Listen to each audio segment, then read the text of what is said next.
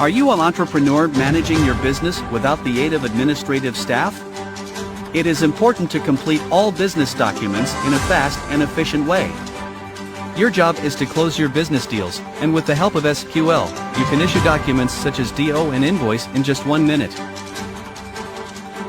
The best part is that with only one click, send out bulk emails of individual statements to all your customers. Effortlessly request outstanding payment from your customers by sending them an automated email containing a pre-written message. The email will also attach statement and all pending invoices.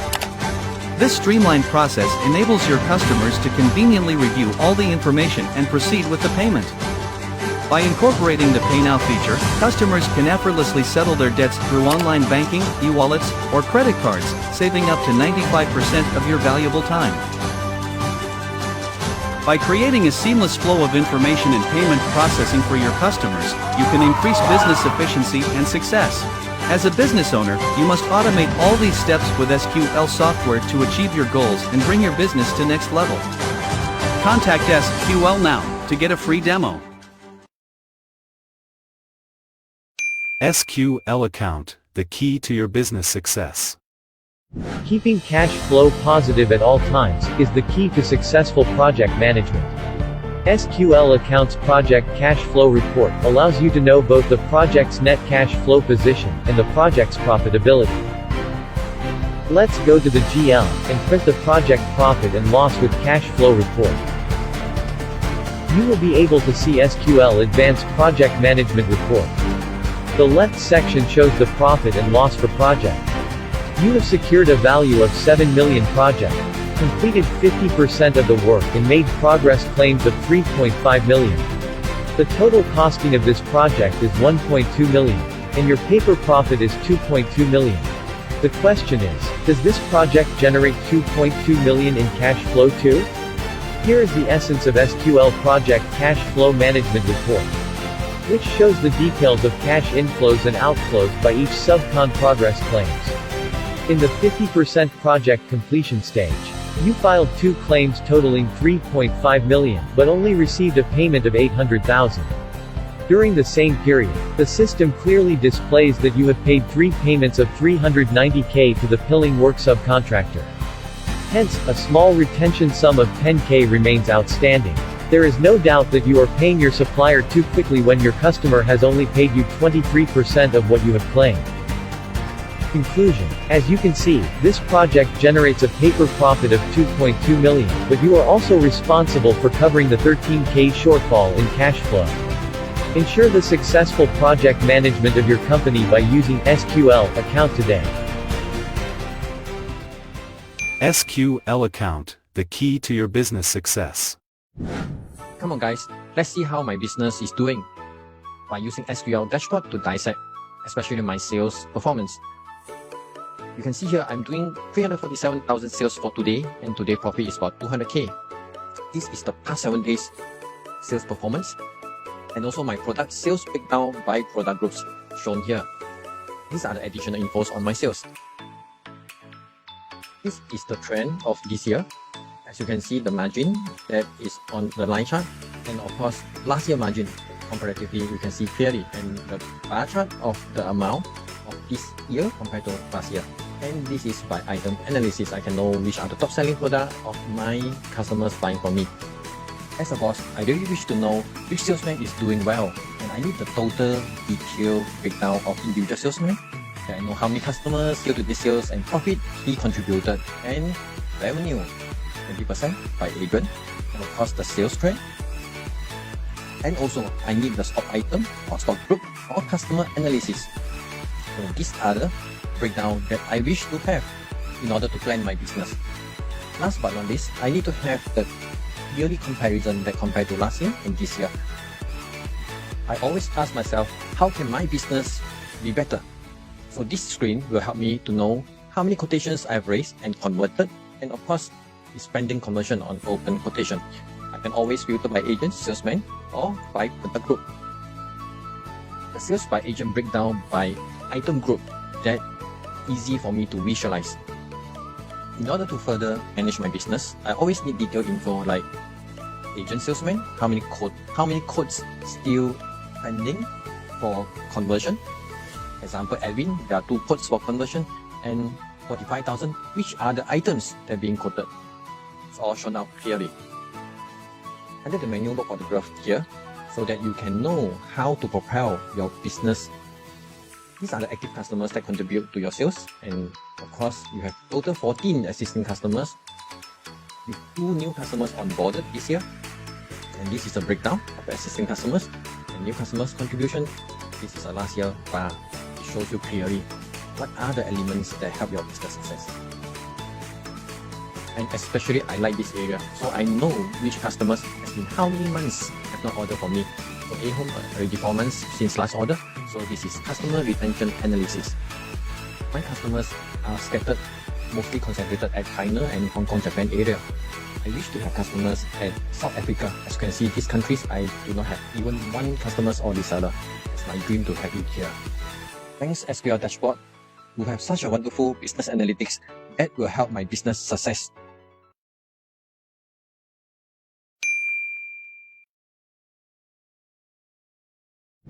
Branch control customization is done to prevent branch user from selecting customer, project or location info that is not relevant to them. With branch control customization, boss no longer have to worry about staff seeing the total sales amount for the whole company, and no longer stress over mistakes like issuing documents with the wrong project or location. Now, we will show you how branch control customization can ease you in SQL account. In Sales Invoice, admin user has complete access rights and can select all customers. Branch user Yuki can only select her branch customer. The default agent, area, project, location code for user Yuki is the first code in the branch control setting lists. User Yuki can only view and select information assigned to her in the branch setting control. User Yuki can only issue transactions as Yuki. System will disable select options at the original agent field. In sales document listing, user Yuki can only view transactions issued by them. The original filtering fields are disabled to prevent user Yuki from selecting transactions beyond her approved control. New filtering options to allow Yuki search and select the customer's transactions that she wants to see. If Yuki wants to select more than 1 customer, click this button to select multiple customer assigned to her. After pressing apply, the system will generate a filtered list of the transactions issued to the selected customers. In customer payment, user Yuki is only able to select the payment method assigned to her. Configure branch control setting and maintain user. Branch control setting allows boss to control for customer, supplier, location, project, agent, and payment method. Let's go to maintain user. Log on as admin. Now I will show you how to configure the branch control setting for user Yuki. Sales tab is to set the control for customer list. Tick lock customer to set the list of customers that Yuki can choose from. In filter customers by, enter 1 as area, enter 2 as agent, enter 3 as company category. If Yuki can only view and select customers from certain areas, enter 1. Enter allowable area code. There can be more than 1 code in the list. Purchase tab is to set the controls for supplier list. Tick lock supplier if want to lock for supplier. Yuki can only view and select suppliers managed by her. So, enter number 2. Enter allowable agent code. General setting tab is used to control information such as location, project, agent, area and payment method. Tick lock project. Enter allowable project codes that branch user Yuki can choose from.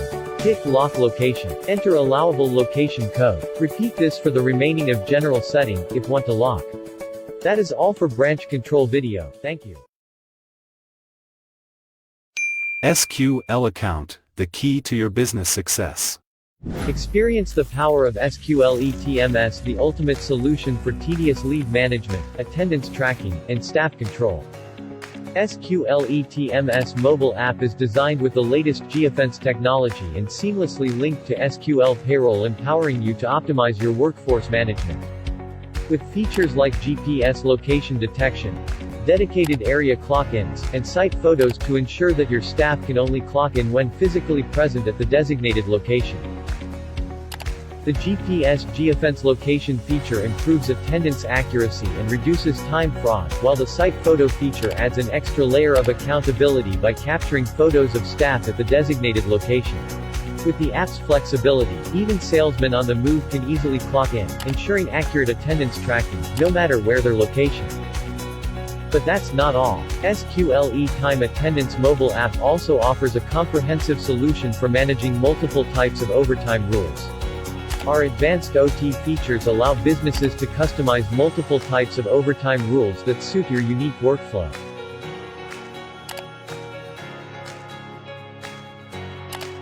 With the ability to set minimum OT time entitlement and different OT rates, or even set OT pay rates by tier.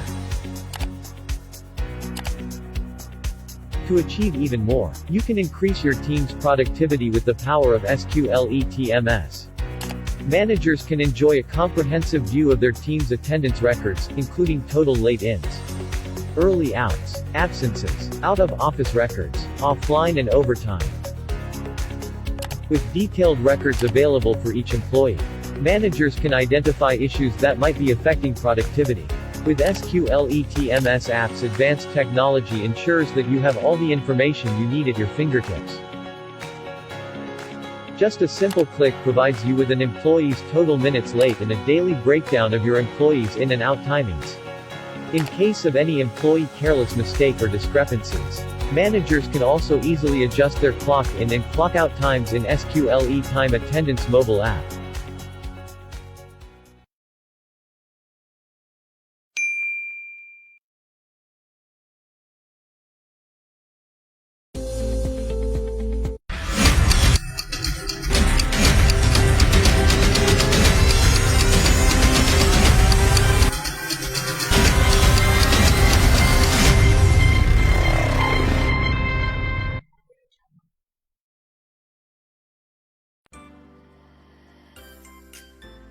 Hi. Hello, hi, good morning. Hello， 大家早上好。可以听到我们声音的，来，我们在 comment 区打3个8，打3个8，也是在 Desmond 的SQL 的 E-Stream 上面打3个8，来给我们知道一下，看你们可以听到我们的声音，全部听 everything OK good， 然后记得 share with your friends 啊。Thank you. Hello. Okay, testing. 听到吗？大家听到我的声音吗 ？Sound test.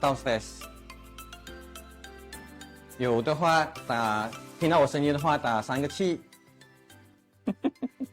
我的声音有听到吗？等一下。Hello。有吗 ？Yes or no？ 可以听到我声音清楚吗？我们今天 is like doing a report， news report 这样啊。今天的大新闻，噔这样。今天的大是做账的朋友们。Okay, today this session is brought to you by SQL, the software that 没有看到。Okay, now 可以吗？有声音吗 ？Sound test。So test.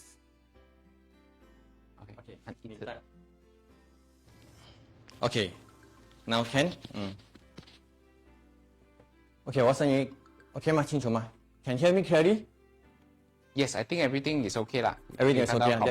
That's good. Okay, so yeah, today this session is brought to you by SQL Accounting, and we are the largest user-based accounting system in Malaysia. And today we want to bring to you very excited or a very explosive news on LHDN E-Invoicing with Mr. Song, and also me myself will be from the viewpoint of system on the software. 可能这个 session E-Invoice 会颠覆啦。I think it's totally out of the box. And we can see, in fact, there's a lot of countries already implemented. 有很多国家已经在用这 E-Invoice 现在已经到 Malaysia 了。那 Malaysia 的 guideline 呢，在上个月初所以我们那个时候我们也是有做一个短视频跟大家解释。那今天我们会讲比较细节 more in depth detail 的部分。 Okay, basically, I mean, everybody should have known that LHDN is doing a total revamp on the tax collection system. So today, we are sharing both what LHDN need and also from the IT side. So as a user, how should you get ready? Because as we all said, this is a very bombastic kind of explosion to the industry that will affect everybody, all of us, and also the way of doing or running your business when you raise your invoice. So today, of course, me, myself, I'm Desmond, the founder of SQL, and also Mr. Song, the Mr. Song, not so handsome, he's standing beside me. So he's from ANC Group. So yes, we are going to start, and Song will lead will share you some of the slides. And along the way, no worry, at the end of the session, 在后面的时候 you can ask, there'll be a plenty of time allocated to Q&A session that you can ask in any language. 因为今天我们将会 Tamil 不可以啊 sorry 啊 not any language Mandarin and English okay Malay pun okay itu Tamil sorry minta maaf 我真的不懂你可以问他他可以 I use Google Translate. I mean, no problem for me. So yeah, so we all understand, because sometimes I would like to, because me myself has been joining multiple sessions with LHDN on their committees on discussion along the LHDN requirement on e-invoicing. Also, we have went through the sessions with MDEC, because MDEC will be coming from PEPPOR e-invoicing. So no worry. Now, I mean, in your mind, there's a lot of confusion that you might think, what is PEPPOR to do with LHDN e-invoicing? Are they the same and are they not? So this you'll get your answer later. When the initial stage of the life today, we'll be going through the technical spec. So no worry, we'll give you the conclusion and what should you do?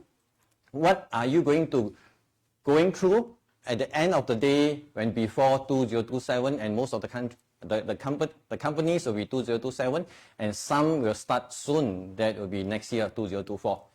So that's great. And I always say e-invoicing, the wording of this title, it doesn't bring the soul of what it meant. 它没有带出它的那个感觉，因为大家觉得 e-invoice 好像很简单，就是 e-invoice 我现在都是 email 我的 invoice 嘛，没有什么大不了。Yeah, that is the wording that it brings the perception, and today we are going to give the meaning of the thorough meaning of this word to you, that will help you to plan. 你们将会可以很好的 plan 你们的接下来的做账方式啦、audit 方式，这些都会受到 impact。OK， 我们 pass 给Song，我们 get start。Along the way， 如果你们有什么 question，if you have any question， 你可以 type in the chat box，then we will try to address as much as we can 啦 ，as much as we can 啊。Okay, so let's look at e-invoice. The word that the IRB use is e-invoice rather than e-invoicing. Sometimes Malaysian IRB wants to be different in many cases. So 很多东西there's a lot of mechanism, tax mechanism 跟一些方法跟外国的都有很不一样的。举个例子 transfer pricing 也是其中一个。Now, if you look at e-invoice in specific in Malaysia, 我讲它是天罗地网啊。It's a big net. You see this net? Sorry, wrong direction. If you see this net, this net. So they want everyone to be in the net. 天罗地网。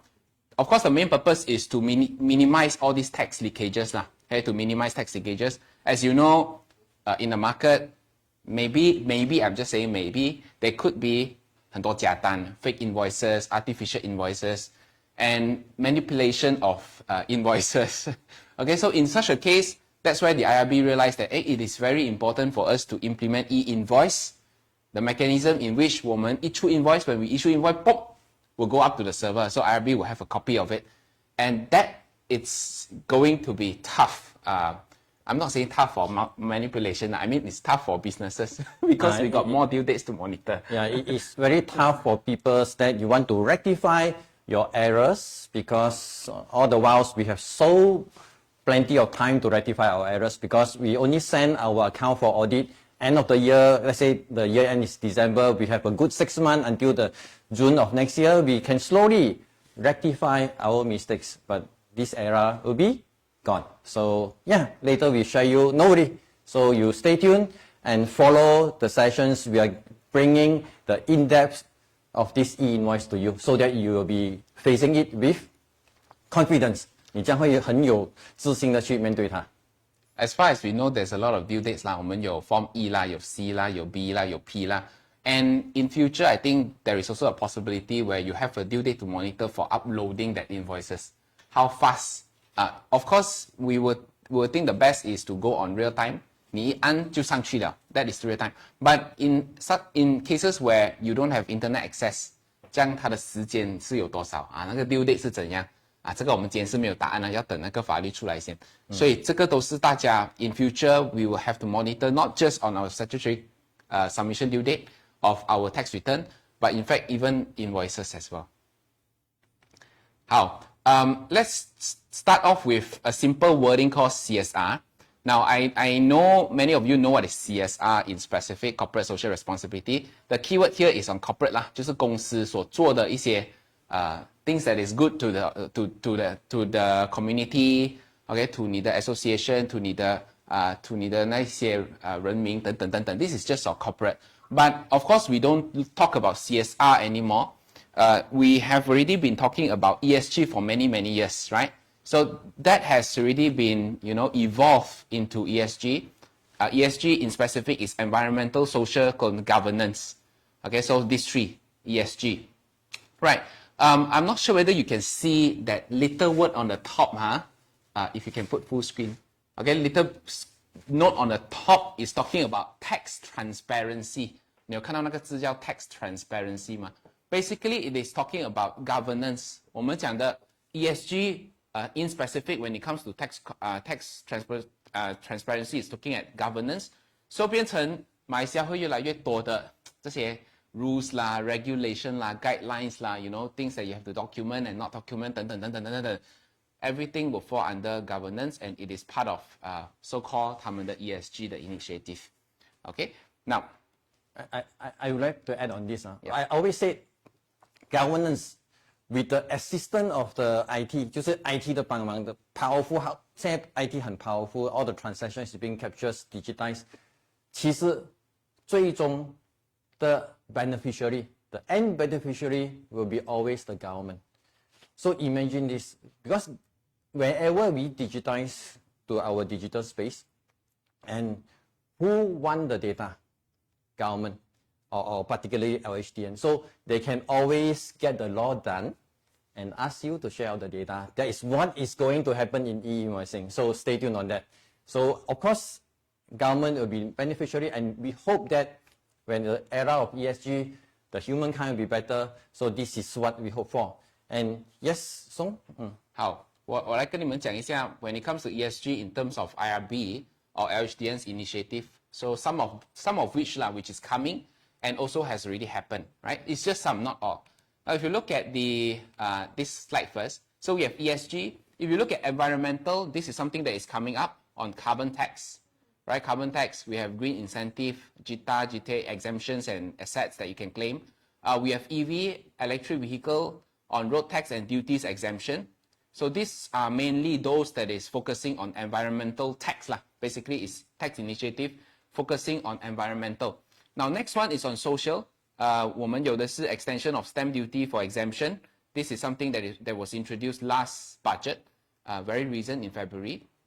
So 你会看到它的 extension of stamp duty for grandparents 啦、parents and children 啦，还有你第一次买屋子的这些 stamp duty exemption 它有 extend， 要不然就是 extend or expand. And also we have expansion, wrong direction. Expansion of life insurance to cover EPF. Okay, so 你有 life insurance, you cover EPF. So 你的 life insurance 本来是3000块嘛。Now it will also cover voluntary EPF contribution.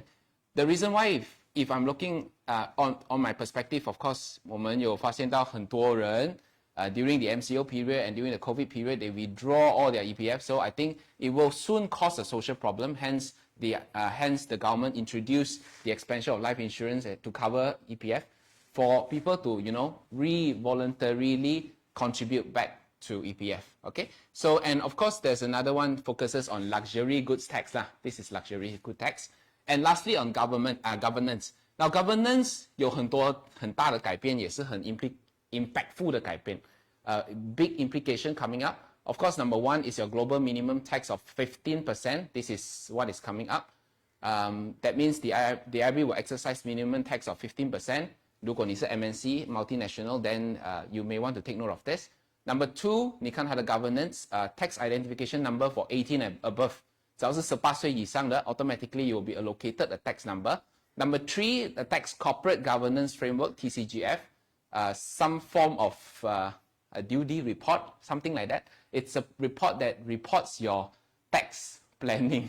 I don't know whether that makes sense, but they want to know what is your initiative, what is your plan, what is the steps that you have taken in terms of your tax disclosure. Of course, we don't normally say tax planning, a strategy for tax planning, but mainly it's more towards whether you have reported all your taxes correctly, even RPGT, sales tax, service tax, stamp duty, everything under tax corporate governance framework. Lastly, second last, I would say, is on the update of transfer pricing rule 2023, which happens this year. So, not sure whether you are aware, next month, September, upcoming, we have a Mandarin session of TP strategy. I understand there's a lot of write-in for English session. So we haven't opened that yet, but at the present moment it's Mandarin. If you have interest, you can just go to our ANC Facebook page, the pin post, you can just register from there. Okay, I just want to add one more point on this. Okay, there's a lot of friends who came to us and say, I wanted to participate in terms of ESG framework and which type of frameworks that we should go for. Now, I cannot give you the best framework because every framework would have different standards and different requirements. It really depends on your industry, but these are the more commonly used standards. 如果你们有想要做 ESG, or even some of you are, looking at listed, doing a sustainability reporting for Bursa, then maybe you can just take a look of the standards which is applicable to you. Otherwise, you can always seek for professional advice and see which one is the best for you lah. How? Okay, so I have a question on this. Yes. Okay, the minimum tax on the governance 15%. 就是15% is minimum. Does it mean that tax haven will be no more, like Labuan or even Dubai? So what does it mean? I mean, to the world, they agree on this? The idea 是这样子啦. If let's say you have an entity in the tax haven, let's say 3%. Okay, 你的 tax slab is 3%. But subsequently, because of global minimum tax, and if let's say they introduce the framework, that means that 12%, that 12% difference, Malaysia could be able to tax it. Oh. So it will look at the top up, the difference, so they can tax on the difference. I see. But if let's say Malaysia don't have this mechanism, they cannot tax. So they have to implement. They have to implement. Okay. So I think today's live is a very good sharing session. So I think if you can share out to your friends, let them to come to join to get the most precious information. 这个是很好的资料，你们可以 share 你们的朋友 so that 他们可以 join 我们的 live, then 他们可以拿到第一手的消息。And E-Invoicing 很多时候那些 details 都有了的。You can get the details from the website LHDN or SQL.com.my. The whole challenge is how to be to know the details, because Q&A session is very helpful, very important and helpful to you. So later Q&A sessions, there'll be a lot of questions from any angles, every angles that we are able to help, because from text and from system, we are able to help you both. So please share out to your friends that they can join now for our sessions, and this will be helpful to them. 好，我们来讲一下 E-Invoice 的流程了哈。So of course, apart from ESG, the last governance, most importantly is E-Invoice. This is one of the biggest initiative. A lot of countries has already implemented E-Invoice. 不只是 Malaysia plan to, but there are a lot of successful countries 啦。当然，我每次常讲implement 这种 invoice system 做到最好的就是台湾，我还是很喜欢讲台湾。They did it very well For instance， 好像你们，我看你们 most of you went to Taiwan, then you know the invoice is from the MOF Ministry of Finance, and it's only one template. Everyone will have to use the template. Now, in order to prevent or in order to encourage consumer to get invoices from the businesses, how they did it, there's a prize for you to win on each and every invoice. So if you are not keen for getting that prize, then you can drop into the box. 你需要每一个超市都有一个盒子的，你就捐进去 ，then 那些慈善的机构就会去拿，然后去赢那个奖来support 他们自己的慈善机构。所以这个是我觉得台湾是做到最好的。Of course, the mechanism Malaysia and Taiwan is definitely different. Singapore plan to implement it in the next 2 years, also very much different. 好，让我们来看一下 Malaysia 的会是怎样。好 ，Malaysia 这个是那个国家，这个是 PwC 的 statistic。So it shows that a lot of countries already embarking on this journey.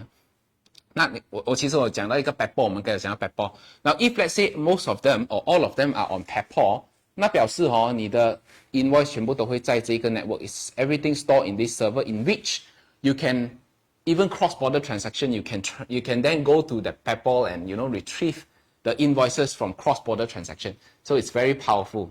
Okay. So basically later in the class. So please set aside LHDN requirement and PayPal are two different things because if you try to merge together, it will confuse you. So end of the day, we'll give you conclusion. 在后面的时候，我们会给你一些 conclusion， 那两个到底有什么不一样 ？PayPal E-Invoicing 在 class 的时候，你当它两个不一样的东西来听，比较不会 confuse。好，我们继续先。So this is the initial timeline. 这是在去年的 budget announce. 它的这个 initial timeline in which they said 2023 was supposed to start their pilot project, and then 2024 is the year that they will start 100 million. Okay, 100 million. 2025 50 million, 2026. But 当然它有一些小小的 adjustment. I think because of the timeline and the infra is not ready yet, hence they have slightly push 了一点点是吧？So okay, this part actually initially LHDN has 有两个direction or options to implement. Number one is going by the turnover. Let's say 100 millions, 50 millions turnover. The other options will be by industry. Example, tourism industry, manufacturing. So there were a lot of arguments. So which one is the best to go for? Of course, me personally, I would think industry based because 你 manufacturing 先其他不用. And of course now decision is made by turnover. So you look at the table, 你看你是属于哪一个 then you get ready for that. This date is already there. Low chance of postpone and you'll be up and running. 这一边我补充一点，因为今天有很多 client 在场上在这个 hall 里面，他们一直问我，他们已经 hit 了100个 million， 他们应该要做什么 ？So I summarize few steps at the end of the day. Later I will share with you. So you just have to take note because 1st June it will start implementing. Hence, I think the main thing that you need to take note and the most important thing I would say is always the system because everything is through system. Yeah. Your API, uploading, everyththing is system. Today our class, 我们先教你什么这些东西是什么东西先。End of the day, 我们会有 solution 给你，你不用担心。我们会给你一个感觉 as a user. When the day of 2027, most of the people or most of the companies 2027 January 1st, what will be going to happen to you? 你会有什么不一样那个我们会给你一个 real life 的一个感觉，所以OK， 所以给你 real life 的感觉。Okay, so 等下我会跟你们 summarize. Of course, software is one of a very important tool for E-Invoice 啦 ，electronic invoice 嘛，不可能还是靠人，所以我们一定要用 software. Alright, so 1st of June, this is 100 million. You have to take note. The implementation will be here. 2025 is for 50 million. 2026 is for 25 million. 2027 is for all businesses. So 昨天我在 post， 我们昨天有做一个 update 啦 ，and to say what is the fields that is required. Then 有人就 comment 说，是不是even those that is hawker store， 在街边的那些档口都要做 E-Invoicing？ 会 OK。This will discuss in the session， 因为我有经过那 session， 因为为什么在这种 hawker 档口 eventually 也会进来，是因为 E-Invoicing 它将会 merge with E-Wallet， 因为 by the year 2027， 因为档口都是2027那种少过就是 all business 少过25 million 的 turnover， by that time 你的e-wallet 很多人都会用 e-wallet cash 已经很少了，然后 e-wallet 你除了 ties to 你的 IC number。e-wallet 也会 ties to 你的 TIN number，so when you scan 的时候，它已经知道谁在买 ，so it's not a problem. So by then 2027 because now 你是用2023来看嘛。其实很恐怖诶，因为 if you transact with E-Invoice, I'm not sure whether that is coming 啦。But 如果你是用 E-Invoice， 然后你有 consume 任何东西，还可以 call 你，诶，今天早上你吃 burger 啊？对呀，你昨天晚上去哪里啊？昨天晚上去卡拉 OK。So it's going to be very transparent, over transparent. 我想到的是这样子啦。Luckily, I mean, is LHDN having the database? Is not your wife having the database, so it's not a problem. Still okay. 这他讲了，不关我的事啊，我是无辜了今天。好 let's continue. So I think when it comes to E-Invoice, there's 4 types of invoice that were specified in which we have to upload 啦 so called. OK, 那4种是什么 ？OK, E-Invoice 第一个是 invoice, credit note, debit note, 还有 refund note. Refund 是讲当你有 refund 一些 payment 的时候 then you have to issue. But generally, I would say businesses mainly I think invoice, credit note and debit note were the main ones lah. Okay, but yes, refund note 也是要. Okay, so there's 4 types of invoice which we have to upload. And this is the one that I mentioned under PEPOL. I think those that have attended our budget last session in March, February or March. I think we have we have shared this because we give you a comprehensive update. 那当然，如果你这个是 PEPOL 啊 ，okay, let's talk about this first. This is PEPOL network. Okay, you can see this bottom stated PEPOL network. This screenshot is from Australia Tax Office, right? So we are looking at 4 different corners, or I would say 4 different access points lah. Okay, so these are 4 different points. I think Desmond will have the best to share. No, I want to give you a conceptual. PEPOL, the whole reason behind PEPOL is where my invoice sent to buyer, I'm seller, sent to the buyer. Buyer will have all the details, information of what he is buying and import to their purchase invoice without human key in. Okay, you see, PEPOL, the setup, the purpose is 我的 invoice 给你 buyer 不用再打过100 line. You not to key the 100 lines or item description, unit price, quantity, discount, whatsoever. That is PEPOL. This is nothing to do with E-Invoicing. E-Invoicing is another chapter later. So you turn to the PEPOL first, then later we merge both together for you end of the session. So yes, PEPOL has been using by 30-40 countries around the world, and it started off in Europe. And of course, this info you can go to sql.com.my. We have a good write-up on that. And now we look at PEPOL first. Later I give you conclusion. Okay, so 这个是那个4 corners lah. So looking at 4 corners in which supplier will have to send through PEPOL and then buyer will have to go through the PEPOL system. It's the same thing. I think this is the one that MDEC was trying to pursue, I guess, yes. From what I understand from Desmond. But let's look at how Malaysia wants it to be implemented. It's entirely different. So this is how Malaysia plans to do it. Okay, PEPOL is still PEPOL. Malaysia is LHDN. So we'll be sharing this slide is from LHDN angle. So you are going to comply to PEPOL or comply to LHDN. There are 2 different set of rules because people tends to confuse. 他们会觉得 2 put together. No, I want you to segregate your mind. PEPOL is one topic, LHDN is one topic. That you will get clear picture. So PEPOL, as just now Song shared, and it has been around for 10 over years. And we, SQL account, we will take out the 4 corners because you are the corner A, corner 1. We are the one, the server, they call it access point, the access point, that collect your invoice and send to the access point of the buyer. Then, of course, access point of the buyer send to the buyer's accounting system. It can cross software. It can be SQL to QuickBooks or to Xero or Xero to SQL. We share the same XML format that intercommunicate. That is PEPOL. Nothing to do with tax. Okay, now we move on to this chapter, LHDN requirement. Okay. How? So if you look at this, 这个照片, I think this image is a summary of how the whole thing will work. But I'm not going to go in depth on this. I'll go in depth in another different set of operation flow, which is in the guideline.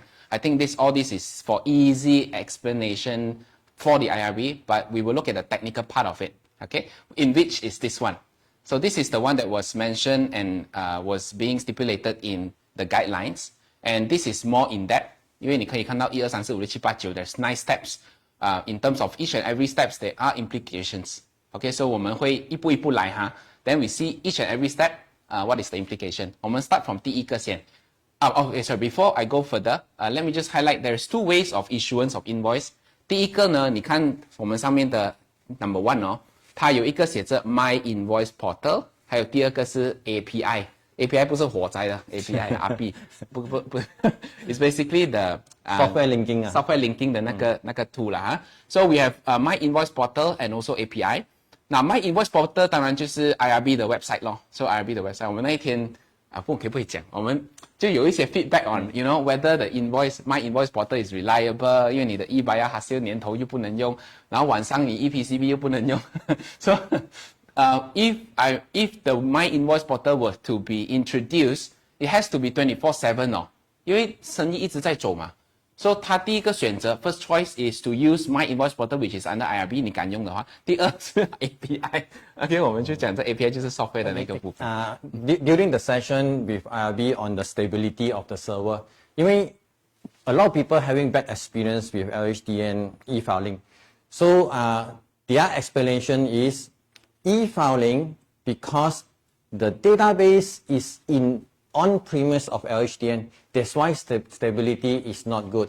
In future, this e-invoicing, all the database will be on cloud. It doesn't access LHDN server, and everything is on cloud. So they claim, LHDN claim, the stability will be much better for this real-time validation. So stay tuned. I buy this idea because me as IT, I understand if e-filing your database is on premise of Cyberjaya that you got to access from cloud, that is more challenge. 好，我们来看一下 each and every flow of the introduction of E-Invoice, starting from My Invoice Portal 先, then after that we'll look at the API. Now the first step, if you can see from here, is where the supplier, which is the seller will first send the invoice and also credit note, debit note information via IRB's My Invoice Portal to IRB's cloud, because you use their cloud to issue invoice. So of course all the data will be there. And then second step, now there is a validation process. 我们讲这 validation process means, especially like B2B, let's say ANC to SQL. 我们 send 一个 invoice 的时候, when we send this invoice, the invoice will go through IRB cloud, right? So we go through IRB cloud. IRB will then validate the information and see whether it is correct or not. But what are those items that is going to be validated? Later we'll talk about the whole full details, but they want to match your company name, your company registration number, your most important, your TIN number, which is your tax identification number. So in future, your C number no longer a secret, it's open. It's like another set of numbers in which they have to validate. Now the problem here is always human error, because people wouldn't know, especially your staff, the one that issues sales invoice, wouldn't know whether, oh, this is correct or not correct. And even so, let's say the one that come and consume the services, maybe it's a B2B, it's a businessman, or it's a salesperson, but they sometimes may not have the correct information also, right? So there's too many tendency of errors that could happen throughout the whole process. So 你想哦，如果 I have to match my business registration number, I have to match my service tax or sales tax number, I have to match my business registration number in new or old number, then 我要去 match 回我的 tax number. So there's so many sets of numbers to match, and errors tend to happen. So 这个是我们会看到的一些大 issue. But of course, in some cases, software can help you eliminate some of this problem. Okay, on the software side, this challenge can be minimized. 它可以最大程度的 overcome. Remember, 你们有用那个 SQL SSM search?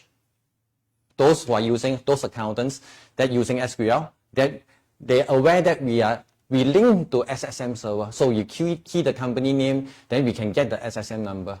So similarly, those days GST era, we link to custom server to get the GST number. And of course, in future, to getting a TIN number, that is also possible. So of course, it's batch update. We get all TIN number for you, and along with future high chance that your e-wallet will bind to TIN number also. You're able to minimize the human error, because any single character error, 你打错一个 character, it will be reject by LHDN server. 因为 validation 他们会很 stringent. The purpose of getting TIN number is they want to know who is the buyer, who is the seller exactly, and of course along with what items, all this. So this is the purpose they want. So yes, the law is there, we need to comply, and SQL will do our max to able to help you to overcome this challenge. So Esther 有讲，他也是他的 Esther saw 来讲，他也是他的 concern 啦。So yes, we can see there's a lot of errors, human errors that could happen during this stage. And then think about it. If let's say you have hundreds and thousands of invoices issued out per day, apart from making sure all the details are correct by your personnel and also the sales personnel from the other company giving you the right information, you also need another person or the same person to verify whether all these invoices were validated correctly, or is there any error message or not. So yes, it's going to be tough lah. Okay, I have to move a bit. We need to be nearer. Nearer. But anyway, this one we talk about it at night. Okay. Okay, if you look at this, the third stage is talking about the validation notification. Once the information has been validated by the Inland Revenue Board, 你看这个 cloud. So cloud.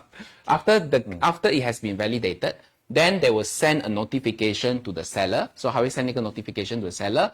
And of course, if you're using my invoice portal, 7月来了7月来了，大家不要介意哈。So if you look at the notification, IB will send a notification to the supplier, at the same time send a notification to the seller and buyer. Okay, of course, all this data will go through my invoice portal. 所以你在 my invoice portal 可以看到，我的 invoice 有多少张，所以以后你也可以去 my invoice portal 那边去 retrieve。尤其是很多老板哦，每次把单目丢去哪里啊 ？So it's good that this portal then now can retrieve the data of the invoices. All right. Now, next one, of course, stage number 4, the seller will still need to notify the buyer to tell them, this is a QR code. There will be a QR code generated in the invoice, in which they can then send to the buyer and say, this one validated now. All right, it's already validated. Right. Next one, I think is the most important one, but I will address the additional points later. So, 它有5、6、7 5 steps lah. It's basically looking at if in the event, let's say seller issue the invoice. 哎呀，我出错了 wrong company name, wrong company. Let's say there's a lot of group of companies. They were supposed to send to company A, but they go and issue under company B. 哎呀，出错了 then how? So they have to go to the LHDN portal and say, apology, this invoice is wrong. I need to cancel the invoice, and then I have to reissue a new one. Okay, and there will be a time frame to do that. Same thing goes to buyer. If buyer receive this invoice, let's say I receive an invoice from SQL and say, company name is wrong, data is wrong, amount is wrong, all the measurement or maybe some of the information is wrong. Then I would then have to go in and say, sorry, this is wrong. I have to reject the invoice in the system. So I need to do a rejection. Okay, 这样子 from rejection 过后after rejection 过后, then we have another 72 hours. That's what we are going to say, to modify and to do any amendment. I'll talk about that shortly. Okay. Originally, it was no 72 hours grace period during the discussions. So, of course, by added this so-called grace or windows, that you are able to pull back your error. 你不能 edit 哦，你不是讲这个 invoice customer A should be customer B. I wrongly put customer A, I go edit, no editing amount 全部没有 edit. You only can pull back and redo without CN and DN. So now if let's say after 72 hours you did not pull back and your buyer did not dispute, that will be your invoice. Any changes CN DN. So 现在我们讲的是 this 72 hours is many countries it doesn't have this 72 hours. So it's good that LHDN is giving us this 3 days grace period for us to rectify our mistakes without excessive CN and DN grace. So this is a good, but it will complicate the whole process. We do understand. 72 hours is fair. If let's say Friday 我出了单 Saturday, Sunday is not working. Then of course 72 hours is not working hour, it's calendar hours, I mean it's clock hours. So Saturday, Sunday holiday is your pasa. If let's say CNY, that is your pasa to check. So Song has rightfully point out this is a challenge of the company also. Sorry, mouse on the PPT.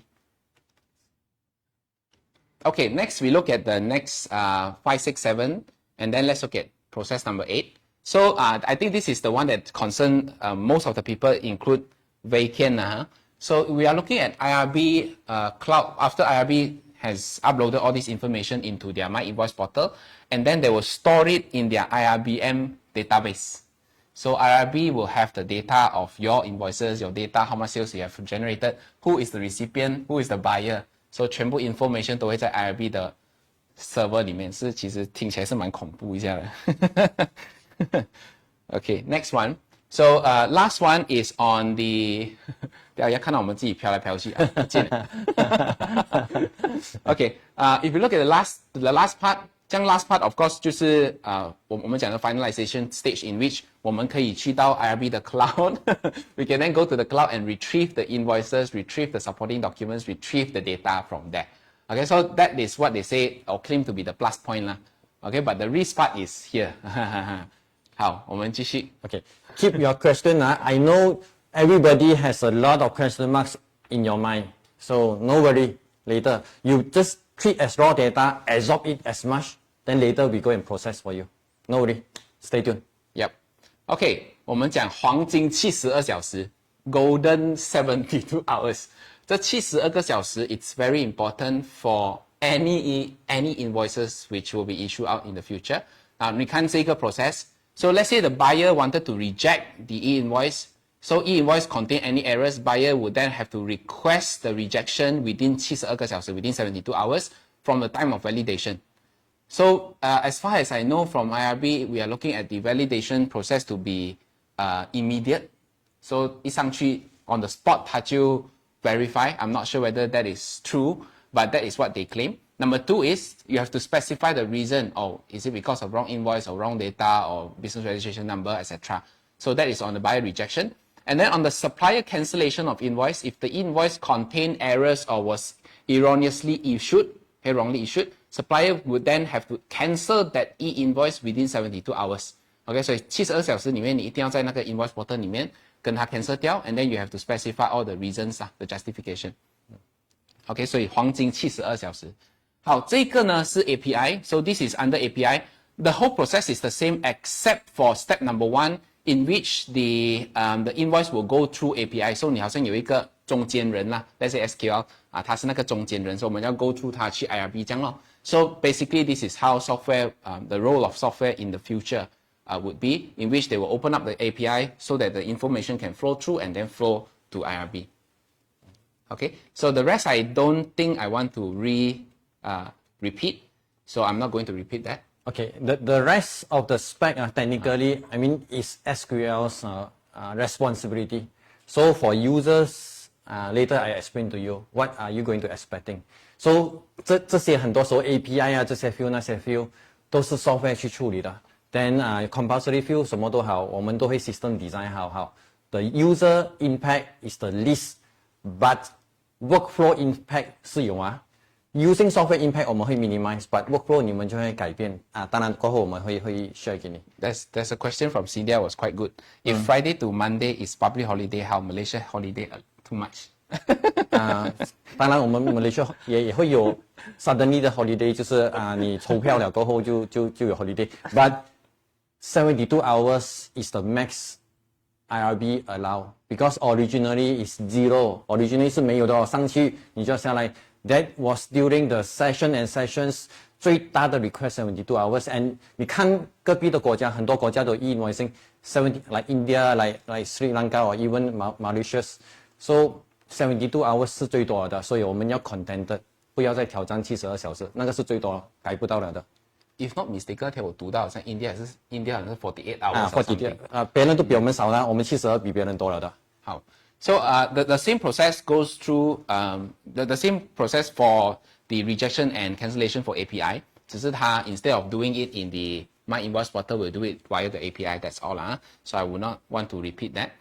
Okay， 这一个是那个 invoice format that is acceptable by 那个 system。A bit too technical 啦，这个，因为我都要问他，这是什么鬼？什么是 JSON 啊？But the data was specified in which 他们要的是 XML format 跟 JSON format。So 你没有 software to generate that data， 你只是用一个 Excel 来 issue invoice 的话呢，那以后会有很大的问题。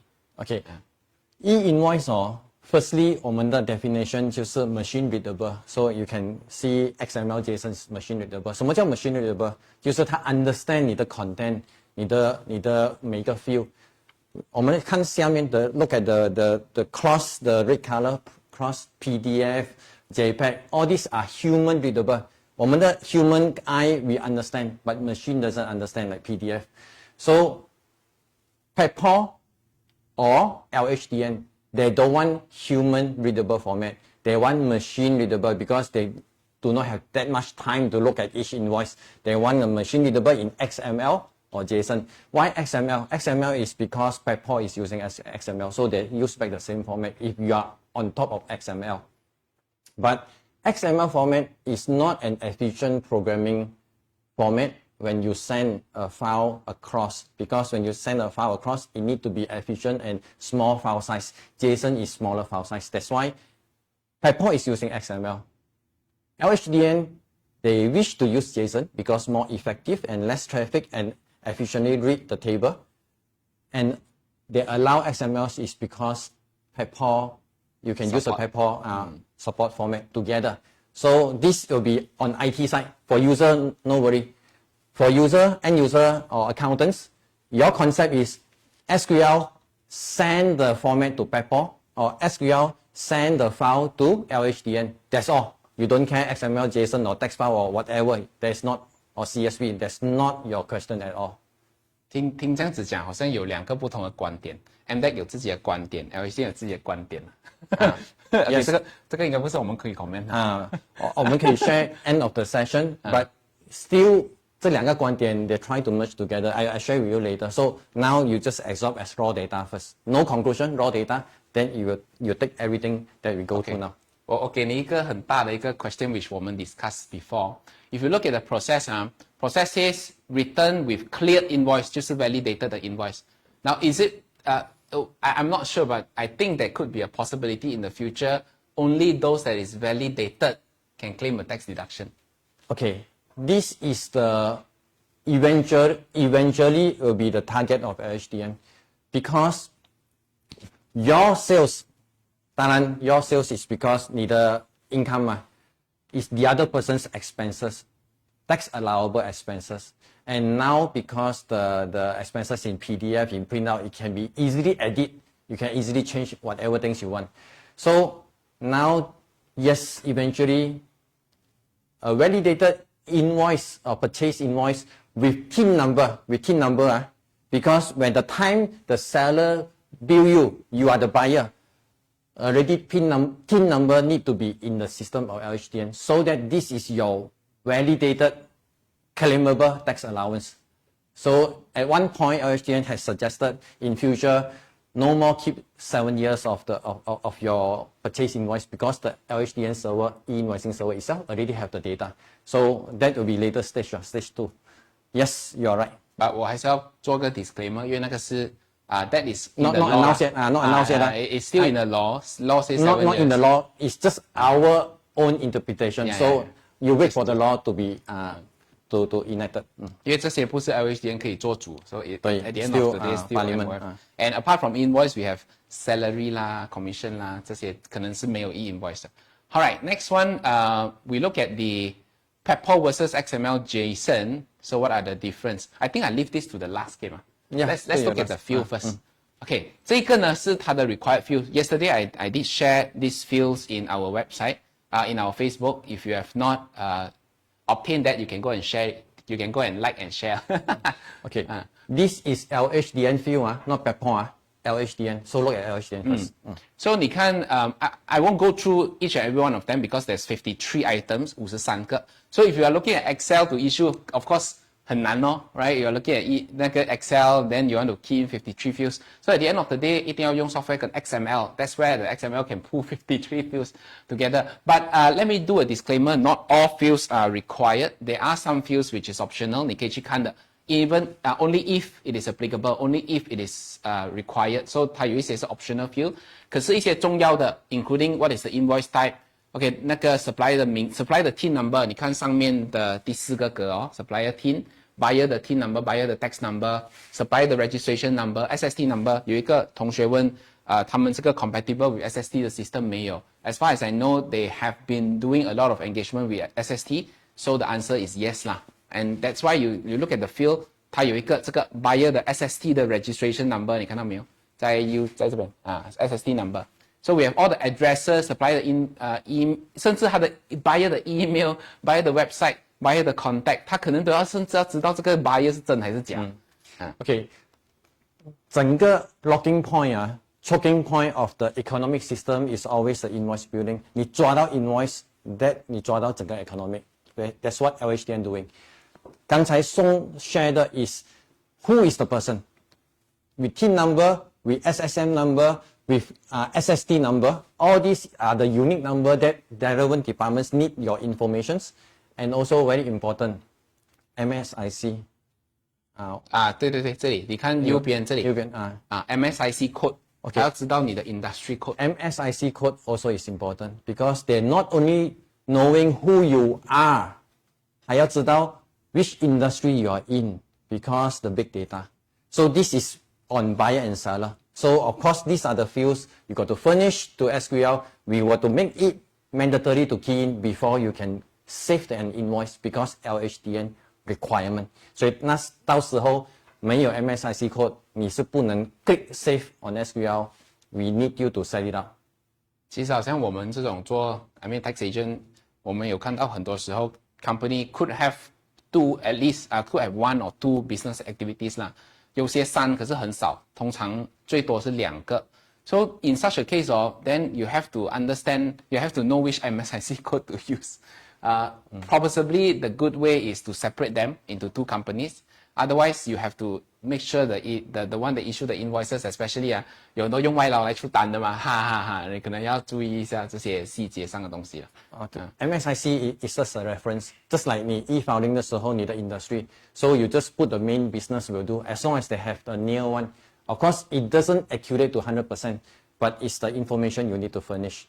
So still okay, and it shows how stringent LHDN want your informations other than the itemized. Okay. Those people went through GST era 2015. Do you remember those days we have a GAF file, GAF? 你有记得有 GAF file 吗？那时候GST 的时候，大家很怕 GAF file. The level of GAF file information compared to this E-Invoicing, GAF file is only taking the document amount. 在 GAF 里面，我要知道整张单你买了8888块 ，That's all. But in E-Invoicing, 我要知道 I need to know 8,888 of the invoice value. What are the items? It can be 10 or 20 items. What are the descriptions, the models, the descriptions, the unit price, the discount, the SST code. So you need all this in item level. So it is one more step, more details than GAF file. 所以 GAF file 只是冰山一角 just the tip of the iceberg. Okay, so maybe let me add on one point in terms of the what is required for E-Invoice lah. Apart from just now we talk about four types of documents, we are looking at more towards sales and purchases. Okay, sales and purchases or expenses in that case. If you are looking at like Yu Hong asked about staff salary and all that, that is not within the scope of E-Invoice. 他没有的，你不可能叫你的 staff 给你 invoice. Okay, so it doesn't happen. It's only happen for sales and purchase transaction, 还有 expenses 的 transaction. 好，那我可能在这边就 address 几个重要的 point. 不我知道他这样开心，你看。你用 free but I mean the slide is by Song so I mean Song always 不是 ask me whether software can be free or not. 你看他自己把它删了，OK， 我是想讲哦，My Invoice Portal 是免费的，API 呢是要給錢的。So if you use My Invoice Portal, then you can get it free because IRB is the one that provide the infrastructure. But if you are looking at API, then you have to look at Desmond. Hey Desmond, software update 可以不要收錢嘛？這樣，so that is on another ground 啦。But yes, in fact, when it comes to E-Invoice, software is very important. You might have to talk to your service provider to see what kind of what kind of updates and what kind of upgrade that they can provide. 然后要看那个 interlink in for example like 我们做 GST or even SST 的时候 what we can do is on impact study 就是我们可以帮忙 implementation. By the end of the day, the tool has to be there in order for us to pass down the knowledge and skills. So we still need that tool. So 我就要问 Desmond, Desmond, 这个怎样啊？怎样啊？ We come back on this end of the slide, so no worry. We have our plan for you, and please be confident.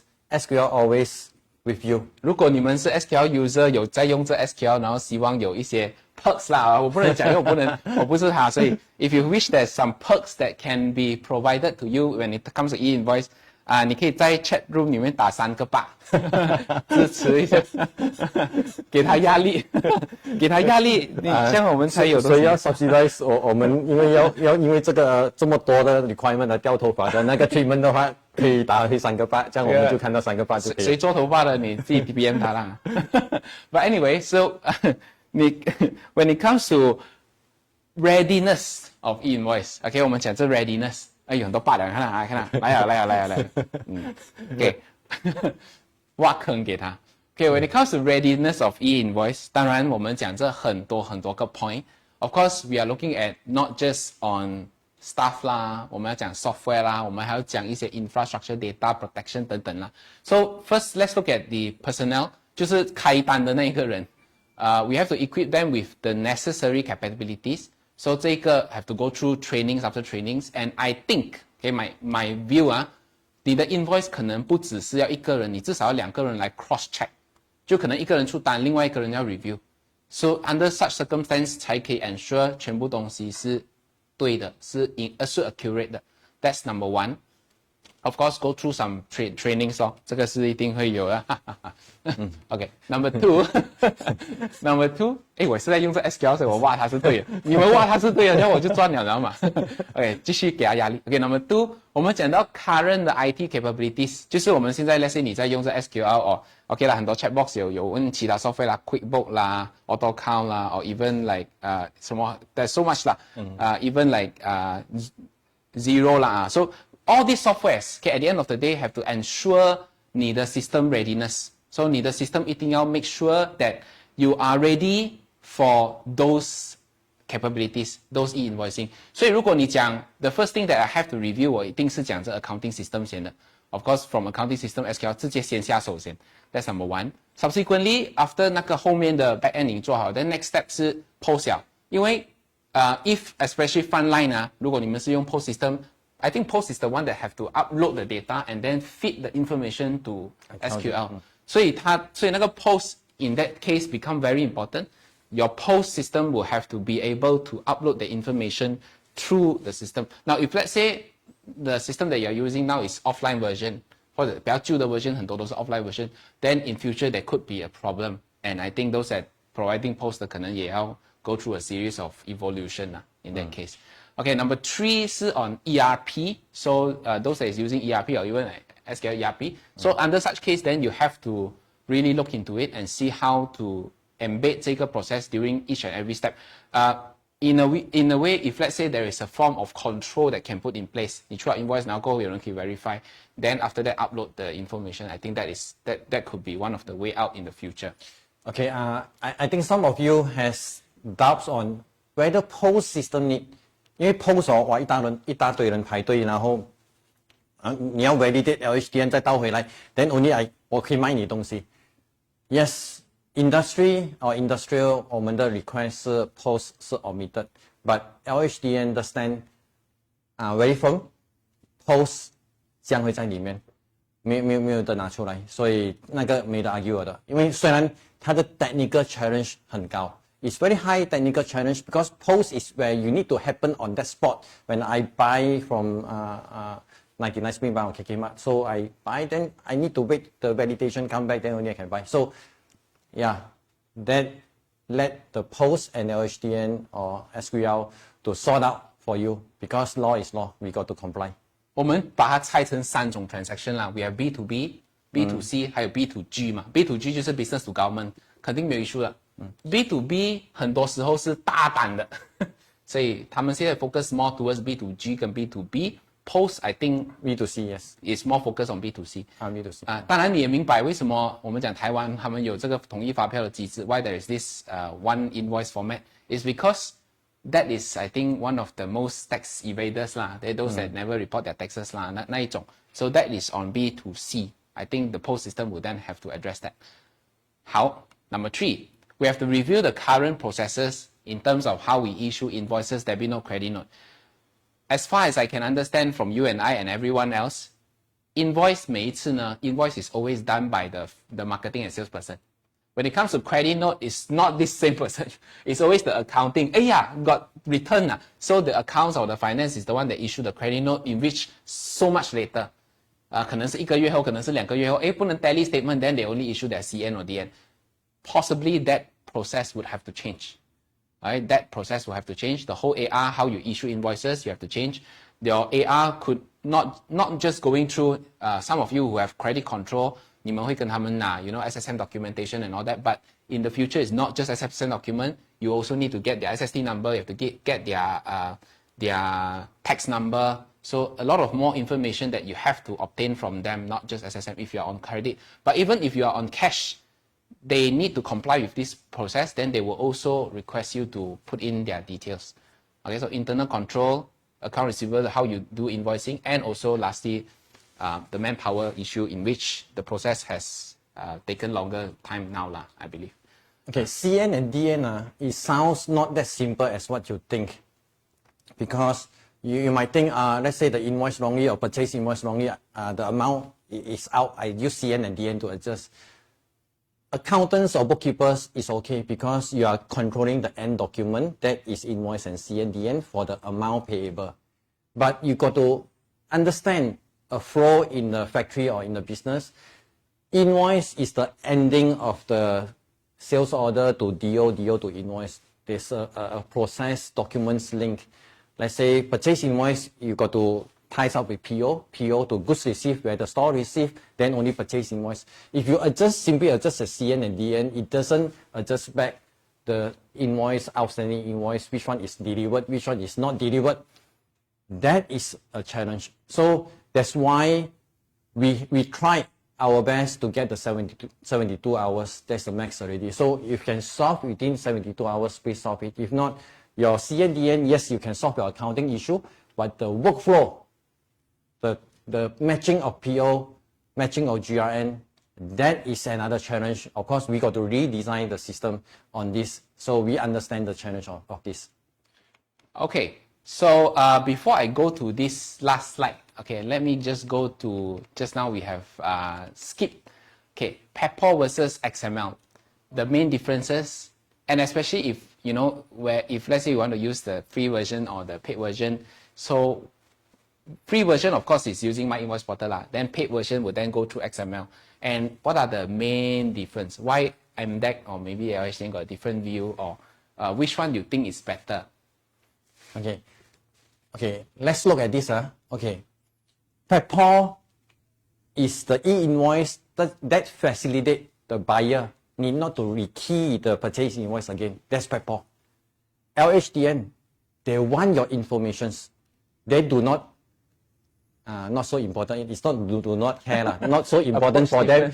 LHDN, whether your invoice is sent to the buyer got to rekey in or not rekey in. For LHDN, less important. For LHDN, they want all the TIN number, MSIC code, your invoice details. Okay, now you have two things on hand. Malaysia, being the first to implement e-invoicing, whether now the challenge is whether go for LHDN just LHDN compliance. That is no doubt LHDN compliance. With PEPAL or without PEPAL, now is on the planning stage. If without PEPAL, then accounting system deal with LHDN. Then feed the data to LHDN, and we do not care whether the buyer rekey the whole invoice or you send a human readable to the buyer redo their purchase invoice. That's not important on the LHDN stand. Now, being a country that need to digitize, so our government, our MDEC is take very proactive actions to merge PEPAL in, because PEPAL will increase efficiency of the business, that less errors, less redundant work job for the account department. So now PEPAL together with E-Invoicing will be in the law of mandatory.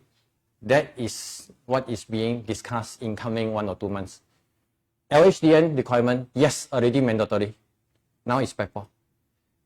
PEPAL to facilitate the invoice sending to the buyer. That is on the final discussion now. 可能我 summarize 啦 in a very short note is that PEPAL is on global network. So if your information is being fed into global network, that means even cross-border transaction 我们可以 match 得到. We can match cross-border transaction. But at the present moment, I know some of you were saying whether foreign companies will have to register or not. If they are under PEPAL, they would have their own TIN number already. So they wouldn't need to register in Malaysia. They can just get and trace back the information from the server. PEPAL doesn't have TIN number. This just a small reminder. Okay, PEPAL doesn't have TIN number into their compulsory field. So PEPAL originally is just to facilitate the buyer, no need to key in. So TIN number is by LHDN. Okay, there are 2 options now for the first stage E-Invoicing. Only LHDN. That, whether you go on PEPAL or not, that's optional. If high chance that if we able to merge the PEPAL into LHDN, that digitize the nation. Then the plus point is not only your buyer can having the need not to be key in, even the overseas invoices. Okay, now LHDN, your overseas company doesn't register with LHDN. So of course their bill to you, LHDN cannot cash. So if let's say PEPAL and all these England's supplier bill you, of course they are in PEPAL, and only PEPAL linked to LHDN, that will have a global transactions to the LHDN. So this is a plus point that LHDN or the MDEC is looking at, and we wait for the announcement on PEPAL compulsory or not. Yes, meantime, let's look at LHDN first. Perhaps even if IRB or LHDN do not want that, 可能它是为了 protect 我们 information in Malaysia, not to globalize the information lah. Who knows? So possibly that is also one of the plus point lah, I can say. Yeah. Okay, so I think there's some other technical issues that has been addressed during the the engagement. For example, like upload the information, 我们 upload in full amounts. What happens if there is reimbursement, there is disbursement? So all this has not been addressed. It's still in the guideline saying that they will address disbursement and reimbursement separately. So in case some of you ask that question, so I'll put that aside. We'll have to wait for the version 2 to be issued. Okay, that reimbursement and disbursement was rightly raised by Mr. Song during the committee meeting. So this bring to their attention because LHDN want the proof of sales. They want the total amount. Mainly it's more on total amount. The sales, the value added part. So reimbursement is not value add. I mean, you just charge back to like forwarding company. So whether this information's LHDN need or not, so they are under discussion because we only raised this about a month earlier. Last meeting is last meeting was a month earlier. So this chapter, you need to wait for them to come out a good guideline, and after discussion, and then only follow their guideline. At least they are aware of this already, the difference of sales revenue and reimbursement. Okay, so I think we will enter our Q&A session. But before we enter into Q&A session, so what happened to the pa? Oh, later. You want to share this? Later. Okay. Back magazine. Okay, so let's look at Q&A first, shall we? Q&A first. Okay, Q&A first. Okay, so if you look at the question, I think there's a lot of questions being raised, many questions. So most likely I will just pick those that I feel is important and has not been addressed. Now, maybe number one, Jesse can we issue a pro forma invoice first? Jesse, you are very good in creative accounting. Yes, pro forma invoice will be in trend. Yes. Okay. 好 ，next， 第二个是will this include F&B operators? If yes, invoices will be generated as this will impact their staff claim. Okay, let me just address this. I think this is quite straightforward. The answer is their last target would be B2C. So of course, post would definitely be their target. 所以是的，没有错。But of course, if you're looking at a hawker store, 你去到一个 kopi 店。Then 他在卖咖喱面，你跟他讲 ，Can you issue me an invoice？ 好像也不是很对啦。他讲我一个人在煮着面，你要我怎样去开那个单给你？ So possibly that can be done later, right? What they are going to do is they're going to bind your PIN number to your e-wallet. So by the time you payment, they no need to raise the invoice. All the transactions become the sales of this hawker store. So 这个是第一个problem. Then if let's say the staff want to claim that 咖喱面怎么？ Oh, okay. I do not. This is my opinion on the e-wallet. I mean, it's not in law.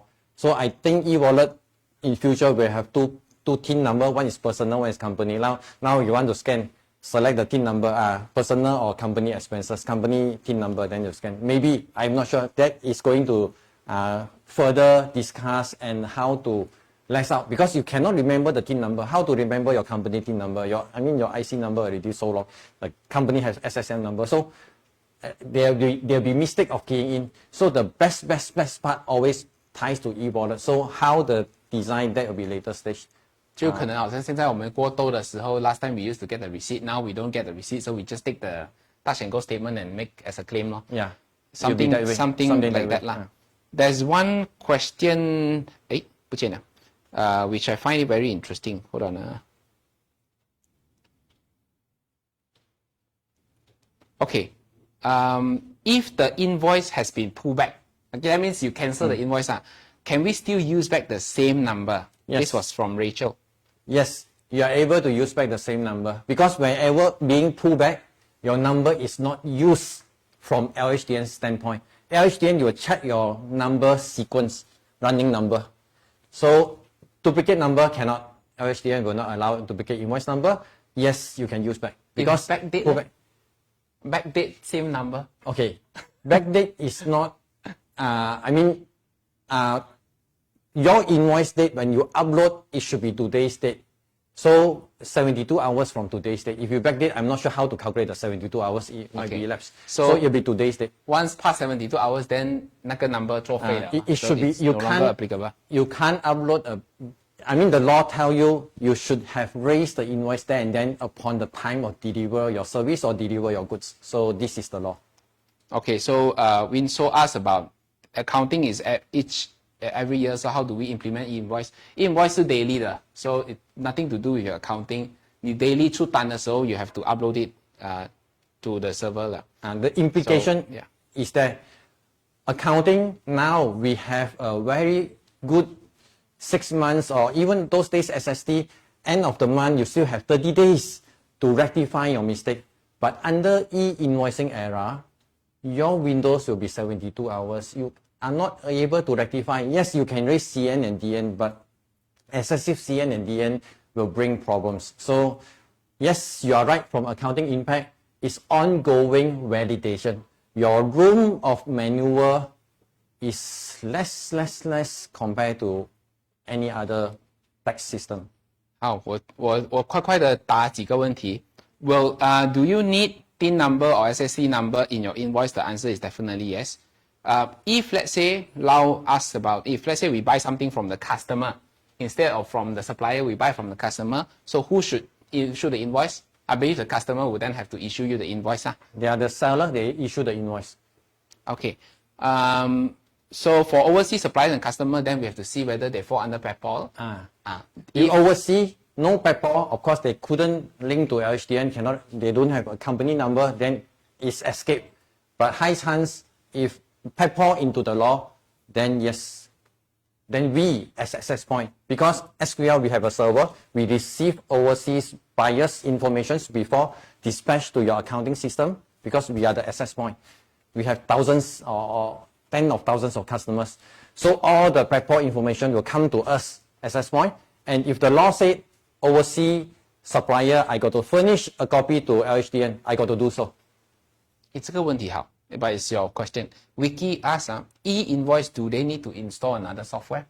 No, E-Invoice is embedded in accounting system or a billing software.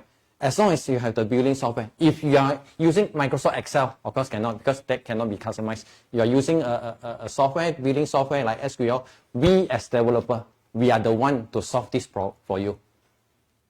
All right. There is Chin Ching. Client belongs to 100 million company. So we still issue a normal invoice to them. The answer is yes, until you are registered lah. Then only you will issue the e-invoice and you have to validate that information. $100 million threshold is for them to issue our invoice. It's not for them to receive. They can receive because their suppliers is smaller than 100 million turnover. Then you can use the similar way, but they issue out to their customers. It need to be e-invoice. 那天我收到一个 question from my student, it's quite a good question, but of course the answer is quite clear cut as well. So 他就讲到 if let's say we have all the data, your sales and purchase data in the server already. Now whether or not we still need to prepare a P&L, I said yes. The reason why is because you still require to insert insert expenses which is not under the scope of e-invoice. Salary 啦 commission 啦，刚才很多人问的这些subcon, let's say subcon 是一个 individual, then all this information you have to fit it into the system in which there is no e-invoice or it is out of the scope of e-invoice. Okay, Song has rightly pointed out, the whole P&L precise one, LHDN couldn't get simply with just e-invoicing, but they are able to have your GP info, or more or less your range of profit is there. So NP, they are not going to able to get because you have salaries, all this. Yes, rightfully pointed out. And yes, they are able to control 70-80% of your accounts with the information with their server. So you Chuck 有问这个 question, 他讲 since now all is e-invoice, so we do not need to key in the system already. We just get the data, boom, maybe we can just upload it in. This is where PayPal. Remember what I said just now? LHDN only interested the seller sending information to LHDN server. It doesn't tell the seller send to buyers without key in. Only PayPal coming in. So now we need to wait whether PayPal is in the law or not. Right. Do we need to upload a signed PO or quotation for invoice validation? My view is no. You don't have to. No. Now, nowadays, you need not to have digitally signed. From the accounting system, you have a key. Because LHDN will give accounting system, this is your key of your company. Wherever sending with this key is you. If you disclose, like ATM card PIN number, I mean, you pass to your sister, pass to your kids, and pass go to it. Pass to they go by the PIN number. You cannot say it's not me. You are the one to expose the PIN number or the key to connect to the API key for the server. Okay, 这个是一个很好的 question. I think this is a good question. 有一个 company, let's say they wanted to sell a second-hand motorcycle from Quansim, but both of them are non-registered. So do they need to issue e-invoice? Okay, non-registered 意思讲 prior to 2027. If you are in the year of 2027 January, all of you got to register. So now, yes, need not. But after 2027, both of you need to come into the e-invoicing itself. 我其实有在想啦, I mean, if you are looking at businesses, there's big and small. Maybe small one, they just started, maybe they don't need the software. Let's say they just started for 10,000, 20,000 per year or 50,000 per year. So 如果还要去 invest 那个 invoice, so it could be a burden to them as a start, I guess. Yeah. So this LHDN has addressed this and MDEC. So they propose and we propose to them is SQL will free our invoicing module for those startup company that do not need accounting system yet, but they need to comply LHDN. They can always use SQL for our invoicing module that complies to e-invoicing for free. So this is already in. 现在的有 free 吗可以 send in your fee. I mean, if you need, then of course we can invoicing module. 我讲错话，讲错话。可以。因为 invoicing module 它不是一个大的 module，but it's helpful. It's helpful to the SME. 突然间整场的人看住我，哎，不能。可以走耶。OK all right 这个我只是读爽罢了。LHDN want info, LHDN should pay for it. Okay, LHDN control the parliament. They have the right of the law. So how? I mean, 不能哦。No way. They control the law. Right. More technical questions 啊，普一定就有讲到 manual invoice 现在是用in Excel currently, but because of SQL doesn't support my industry unit measurement. It's a special measurement. So they can't integrate. So can we still use the manual invoice, or maybe they should address to the IT and see how. Okay. So basically, any business on your billing, auto calculation. Of course, sometimes, we done a lot of industries. If we cannot do auto calculations, we will spare out a few. 我们可以加一个 few 给你 to comply to E-Invoicing. Then after you calculate the end result, you put into the unit price or put into the subtotal. Then we go and comply.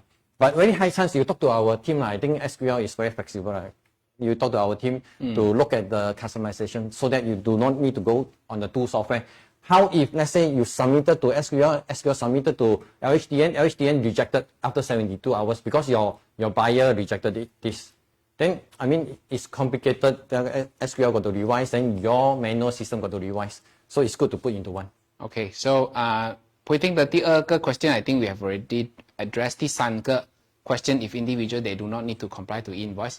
Let's look at Kimay's question. If we are trading company where we have many goods to deliver per day, so must we wait for E-Invoice to be validated from the IRB, then only we print out the DO? Or we can print out first to prepare for DO while it is being validated? Okay, this was discussed in the session also. DO is to sending. DO 没有在 E-Invoicing. So DO you can print out, you can send. So upon the goods being sent and accepted, 因为你一定要对方 accept quantity 对 quality 对 accept the invoice, you can raise the invoice later.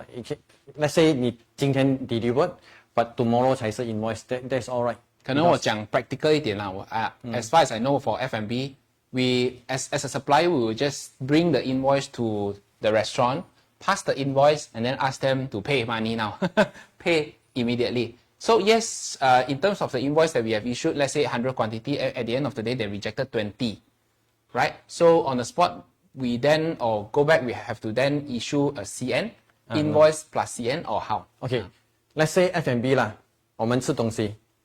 We ordered 10 items. 不是 Then supplier raw. Okay, same. Let's say the delivery system. Now, I use F&B is because the challenge of the billing is there and then. Not like trading. Trading, I can raise invoice tomorrow. So let's say F&B. The moment I need to pay, I need the invoice.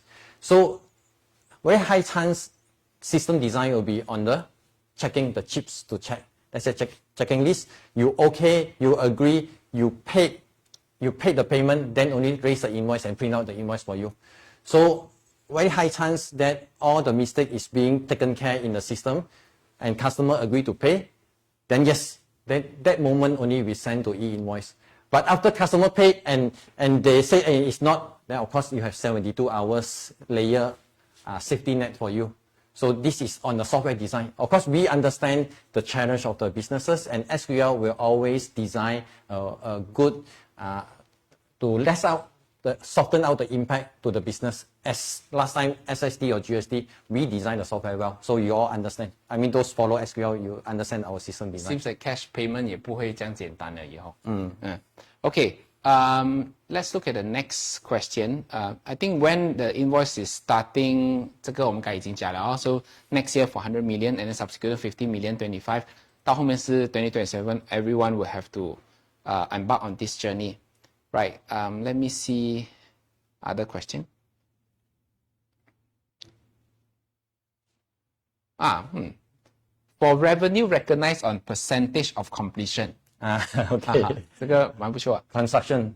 amount billed not necessarily equally to revenue recognized. So how and when to issue invoice? I'm not sure whether this one gets addressed before. I mean, in construction business, yes, because it has been discussed. Amount bill is revenue recognized. Let me address on construction, 他们有 retention sum. So let's say 100,000 that was issued, or maybe 5% was retention sum. So 这样的意思吧？ 我相信是这样的哈。I mean, even retention also in sales, we are taking up 100% of the. I mean, there the shouldn't be billing. any issue. No issue, because you can split bill. Because construction is progress billing, you can bill 30% first. That is on the invoice. Of course, payment can come in later. Payment can come in. Retention can be 6 months or 12 months later. That's not an issue. If the transaction by cash, E-Invoice 还需要吗？ Transaction by 我觉得 cash 这个重要。 is up to you already. So whether the buyer need your bill to claim tax expenses. If the buyer doesn't need the bill of tax expenses and you would think that you should also, cash or non-cash, you should submit to LHDN. I mean, to support the government spending.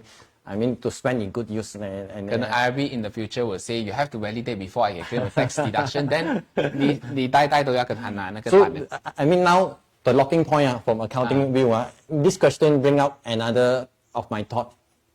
Now a lot of bosses, they tends to, sometimes they want to delete some invoice. I mean, I don't know who lah. So now the catching point is number one, whether it's cash or not. If not cash, credit card or e-wallet, there's an evidence. Of course, they cannot do anything about that transactions. And also in future, if the buyer want your bill to claim the tax expenses, just like GST era, the buyer want to claim the input tax, although they are paying cash, then these documents is better that you don't touch. Okay, 这个我看这个 question is for you from Jennifer. Company only purchase SQL accounting software instead of full system. I'm not sure what is the difference. Presently, we generate our progress billing to purchaser by using Excel. If E-Invoice take effective, can SQL generate the progress billing, or we need to purchase a full set of software? What's the difference? Okay, SQL accounting already have invoicing module. In construction, although we don't have the progress billing control, but what you need to do, you key the 30%. Let's say in construction, 1 million ringgit job, you claim 30%, 300,000.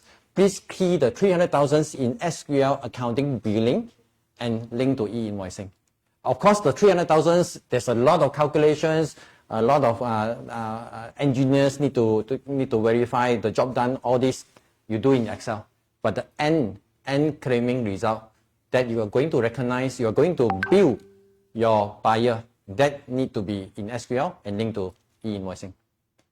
Okay, let's look at this question from Jaya Tilaga. If the money received for one of the invoice, but the invoices they never report in LHDN, how we take it, the money received accounting side? Is it accounting question? More like an It's a accounting question. tax planning question, I think. It's more like not accounting. Money received, one of the invoice, but the buyer not reported. I mean, money received, I assume it's cash. Seller will still have to report the sales. Okay, now whether you are honest or not honest already. So it's creative accounting. If you are honest, of course, any money received, whether the buyer report to the tax or not, it's your job to recognize the sales. 他讲的，不是我讲的。 Recognize. I mean, you should recognize on the sales. So if the buyer not claiming the expenses and also they are paying cash, it's not credit card, and also you would think that then it's up to you. 这个问题我看很多人问，放现在是放小姐的问题。Or SQL can support Apple or Mac. SQL has two versions. 我应该收它，因为我在用这 Mac 嘛。哦，你用 Mac， Song is using Mac 没有问题啊。要 install 一个。对，可以的。I'm using Mac. Whoever attend my class will know I'm using Mac. I'm also using SQL, so it's never an issue. 你 share 他们你用什么 software 来because we are using Windows Server, so 我们用 Windows Server. Okay. And I also use another one called Parallel. Windows Parallel. Windows Parallel. Or you use cloud. Because SQL cloud is by browser. If you use our cloud version, then of course Mac or whatever tab also you can use. Okay, 这个问题好。I'm running a gold shop from UCHUP. We'll buy gold from end user. They need to register and issue invoice to us. Okay. Maybe I can add on some yeah. later 啦。很简单罢了。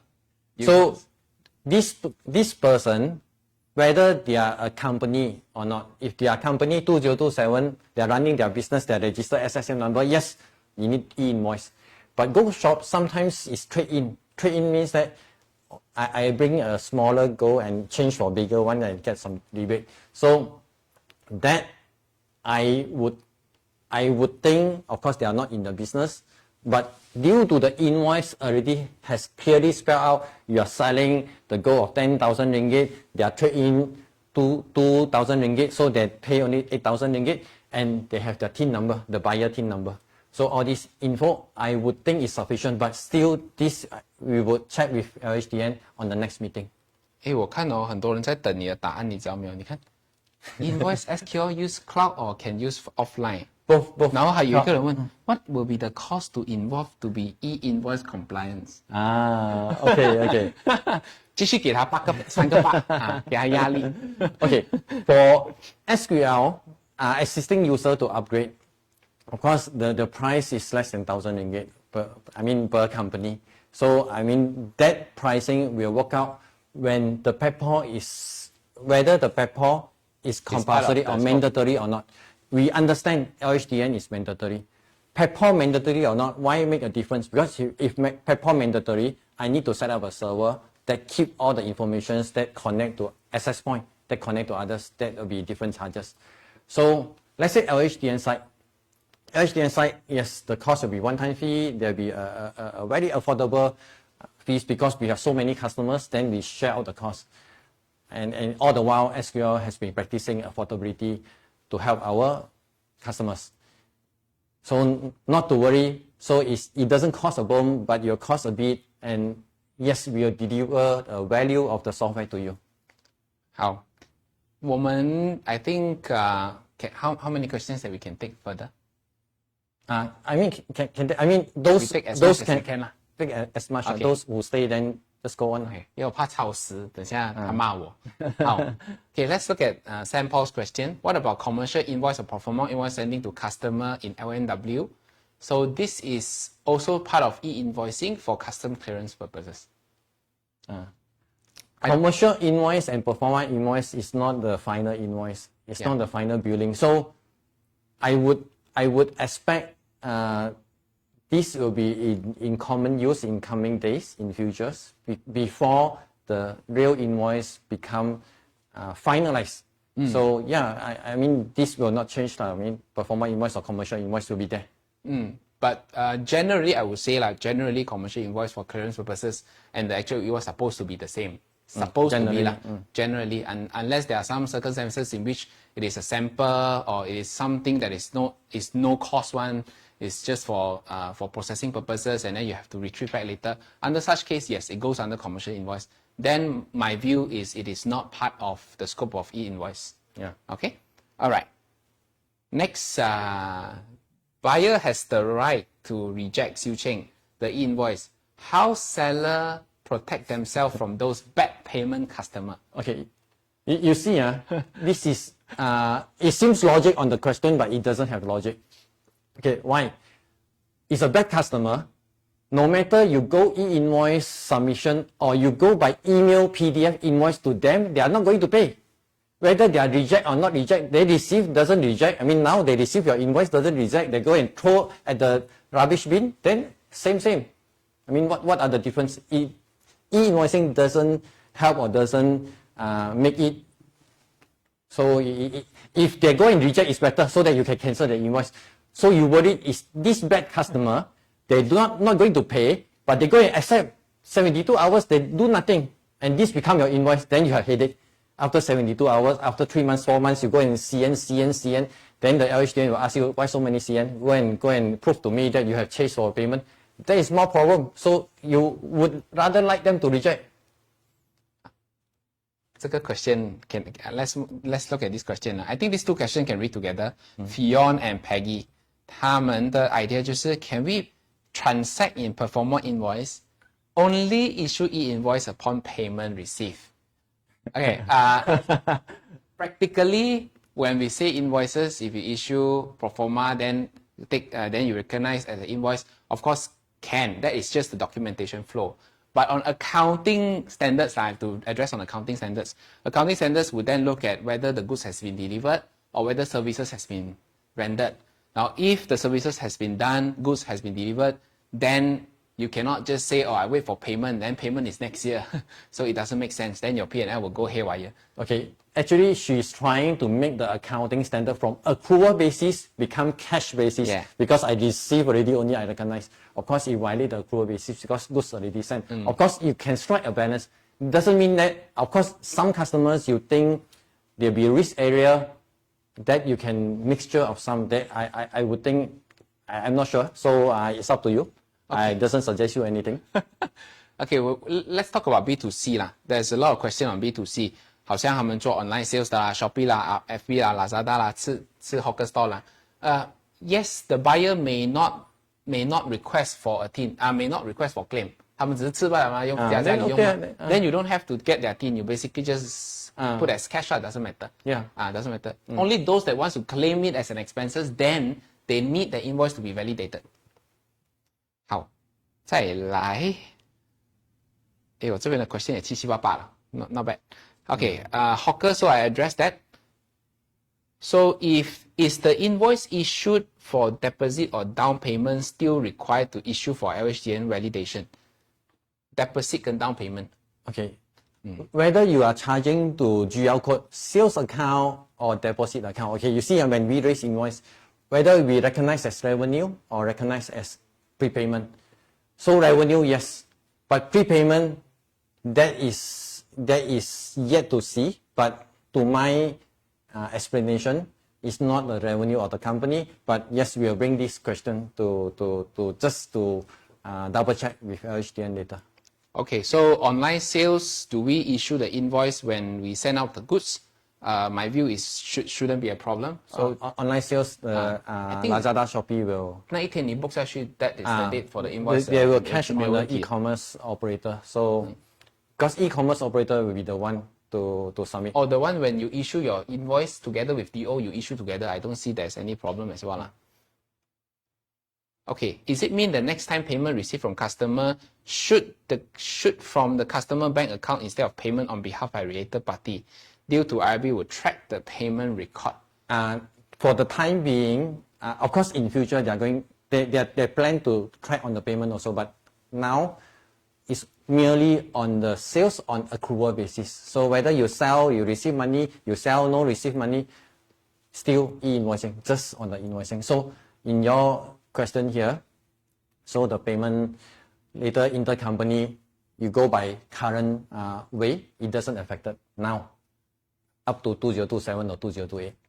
So in future, the short answer is yes lah. Yes. Yes. Okay. I think let me take one more question from there and then we focus that side. Okay. Okay. Revenue recognition question. Work has been delivered. Due to payment terms, customer request to bill monthly instead of lump sum. For accounting, request whole revenue as we deliver the job. So more in contract asset recognition. Will this impact the discrepancy of difference? I can address this. Basically, of course, when you issue an invoice, you will issue based on the whole revenue amount. So the answer is yes. When it comes to e-invoicing, e-invoice, you'll have to look at the full amount. And then the payment will come later since you collect the payment in part payments. So I think what you can do is either you go through a series of services rendered or goods delivered stages. Otherwise, you issue the whole billing. Then you have to pay taxes, but subsequent the payment will come in parts. All right. So e-invoice will include cash invoices as well. It's just a quick one. Now let's focus on Junping question. Once issued pro forma invoice, what is the timeline to submit to e-invoice? Okay, pro forma invoice and e-invoice, no guideline. So it's better that I don't ask LHDN. It's better that no guideline will be better. So now pro forma invoice to e-invoice is no timeline on that. But I can see one very important message that brought out by just now the audience. Because on the e-invoicing locking, we try to be safe to ourselves. It might have timing difference of the billing, the revenue recognition, and also accounting standards. Because accounting say service render, I got to bill. So yes, it might have a new reports that we will help the user on this timing difference so that you can do accrual basis to accrue for the bill or accrue for the cost spent on the job not delivered. So yes, this of course today I understand this very well. I understand this, and of course the system design will take into this. Okay, I think this question is quite straightforward. I'll take that. Some customer, they don't key in their AP invoice until they want to pay.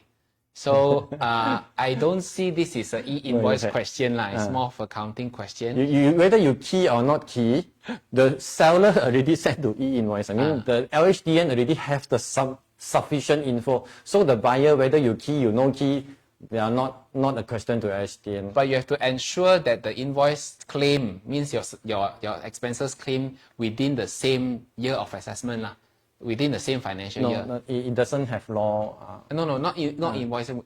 When it comes to tax submission, tax submission. Okay. Okay. Is there a bad debt relief? I think better relief in terms of better relief. It's either CN. So CN most of the times on the mistake. That's why they need a reason when you submit the CN. So I always say excessive amount of the CN or same reason attract the audit. So as long as you have evidence to prove to the LHDN officer, I always not lucky. My customers 9 out of 10 all bad debts, so I already issue all lawyer letters. Then you can prove that that's all right. Even without CN, I think you can just write off to bad debt. Okay. I know CN you need accounting. Okay. Accounting. For accounting, you just need to prove sufficient effort. Maybe you have issued a letter of demand. Then you can write off to bad debt. Okay, Aaron, my client issue invoices using Excel and print out hard copy on a quarterly basis. They pass all the documents to me to do up the accounts. Under this, must my client purchase the accounting system to accommodate this e-invoicing? Say yes, buy SQL. No. The customer no need to buy. No need to buy. They can use SQL free invoicing or e-invoicing version that we will supply to them. So you, as accountants, you use SQL accounting, then you can take their data and continue your job. So not a problem. Free software, 掌声鼓励一下哦。Okay, if B2C end user do not request for invoice and paid cash, so means that B can under declare. Okay, we are not suggesting you can do this, but theoretically what Peggy Law said is like workable. Theoretically, yeah. No, I never say that. But we are not recommend to do this. Just theoretically, I mean from the sentence, yes. Okay, skip. Next, if the bill claimed by staff is not e-invoice, company can still use it to claim as an expense. That is a good question. But of course, I do not have a clear answer for you now because the law is still the same. Unless if the laws change in section 33 to say you have to validate the invoice before you can claim. Otherwise, for now, I would say it is still claimable. But perhaps next time, you may have to ask your staff to go and validate the invoice. Only you can claim it. It will come to that day, only validated invoice can claim. Because in the LHDN, they want to solve this problem. One bill claimed by multiple person. I don't talk about the company, I talk about the personal. So let's say you have some bill, lifestyle bill or whatever bill that's able to claim under personal allowance. Very high chance you have one bill, then shared by among your family members, your brothers, 3-4 brothers sharing one bill, because you'll be thinking, 没有这么衰啊, I mean, audit fall together 咩? 应该是 whoever kena audit, I can pass the bill to the person ma. You will think that way ma. So that was what you're doing now. What is LHDN going to address it will be whenever you buy the lifestyle or badminton racket, so the shop owner will ask you TIN number. So that moment you are going to key in the TIN number of that racket in order to claim. So after you key in the TIN number, of course that is your bill. So you cannot pass the bill among others. That is eventually. So of course come back to the company expenses question. You imagine this, in future LHDN officers will have the data of what you're buying, the validated bill of your supplier. So when they audit you, they can easily add back. Of course now has not come to that stage. Hey, why is not validated invoice? Show me your bill. So this is a possible development because the LHDN is going to choke the point, the tax loophole point at the billing where whether you underclaim your sales or the expenses you overclaim. So this is the point they are catching on. So of course now we do not see this yet, but it'll be moving that way possible. So 你的薪水3000块，昨天周末吃1000块。E-Invoice alert say now can check already. Okay, I think I'll take Thai's question. Is doctor need to issue invoice? The answer is yes. All businesses will subject to that. Private hospital they want because private hospitals invoices they use it to claim the parents' medicals, the medical bill. So LHDN want your bill. They want you whenever whoever come to the patient, I need the TIN number. They lock on that point. Okay 啦，可能讲一下现在的问题啦。现在的问题就是一张单洗10个人 claim, that's number one. And then 现在的and of course another issue that was being pop up many cases in which 很多单是假的。The registration number it could be a real one, but 他们没有出过这个单的。So there's a lot of fake invoice flowing and circulating around the whole business world. Hence why the IRB wants to come in with this validation process. I think that makes sense lah overall. Okay. 我不会读他的名字。Consignment stock. How do I recognize the E-invoice? Our current practice is once the customer sold the item, we issue the invoice to them. Yeah, same. Same Consignment 你放给他的 racks 10个 they sold 2 then you bill 2 is the same. Okay, do we need to get an E-invoice from stationery shop or grocery to expense? The answer is yes. We move to the next question. Okay, transitional period. During the transitional period, would it be a problem that a company with revenue more than 100 million doesn't have an E-invoice from supplier or vendors who still yet to start an E-invoicing? Yeah, that's right. Selling, I mean you sell, they cash on seller. So the supplier sell to you, that is their threshold. Whether they hit or not is up to their company, not you. You are not affecting them. Okay, so 刚才那个 commercial invoice 我们 address 了。Okay, basic question. Okay, basic. How is this E-invoice sent from supplier to customer? We'll download IRB website again. 这个我们刚才 address 了整个 flow 了啊。Yes. So I think St. Paul we addressed the whole flow earlier. So you might want to look at the replay, but not the Q&A part. Too many P&C things there. Okay, this question is good on the invoice. How you send to the buyer? Of course, the buyer can download from the LHDN. They also keep a copy. E-Invoicing keep a copy. You can download from LHDN. And also, if you as a seller you want to send a copy to your buyer, and your copy must have the QR code on the validation number. Because whenever I validate this bill, whether it's validated or not, I can use my handphone, scan the QR code. I know this is already submitted to LHDN at this is the amount, this is the buyer. So of course in future when you do your accounting job, so it can be, of course, if you lost the invoice, you can download from the LHDN server on the sales invoice because you are the buyer. It's the same, different printout format, same details, because the details is the same that the buyer uploaded.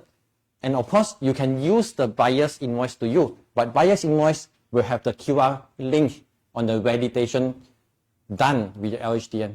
So both is valid. 我回答我这个朋友的 question 啊 Jimmy 他说 if let's say the rental income is received by an individual owner not in business, so will E-invoice be applicable to him? The answer is no. Because it is for businesses, yes. Right? E-invoice is for businesses. So 你是 investment 的不会有这个问题。 If you set up a company and receive rental, yes. Yeah, unless so lah. Okay, I think non-commercial value invoice 我们该 address 了 so should be fine. I think we have done a lot of questions. Okay, I think maybe we take 5 more questions from there, and then we'll call it a day 啦。我们 extend 了 半个小时 almost 这样来 Q&A 1个小时 Okay, right. Let's take 5 more questions. Let's look at the second one. Property develop. 这个 address 了 address. We take another tougher question for Desmond to answer. 我可以看到这个难。Now is the best time to invest SQR or wait for law to release? Okay, I will announce this. Okay, now is the best time to buy SQL is because if you buy SQL now, 2023, we cover you up to 2027. Okay, 20, 现在 okay, 才讲，你看他 so 要给他压力的，这些事情 if。customers coming to us, okay, new customers, because new customers, the law already out. Our job is to compliance. And of course, we already know what is going on.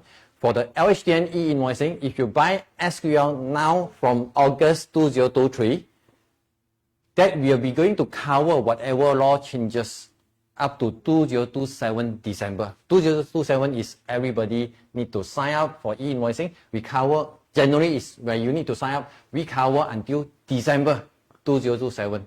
So it's about 4 years from now. So yes. 掌声鼓励， So SQL 掌声 is 掌声。 inbuilt. Do not charge additional module on new software. So 如果 If 他 you use our invoicing only, that will be free. Only invoicing module, of course, is totally free with E-Invoicing compliance. 我会找弄他，如果他 extend 多，如果他迟 implement 怎么办？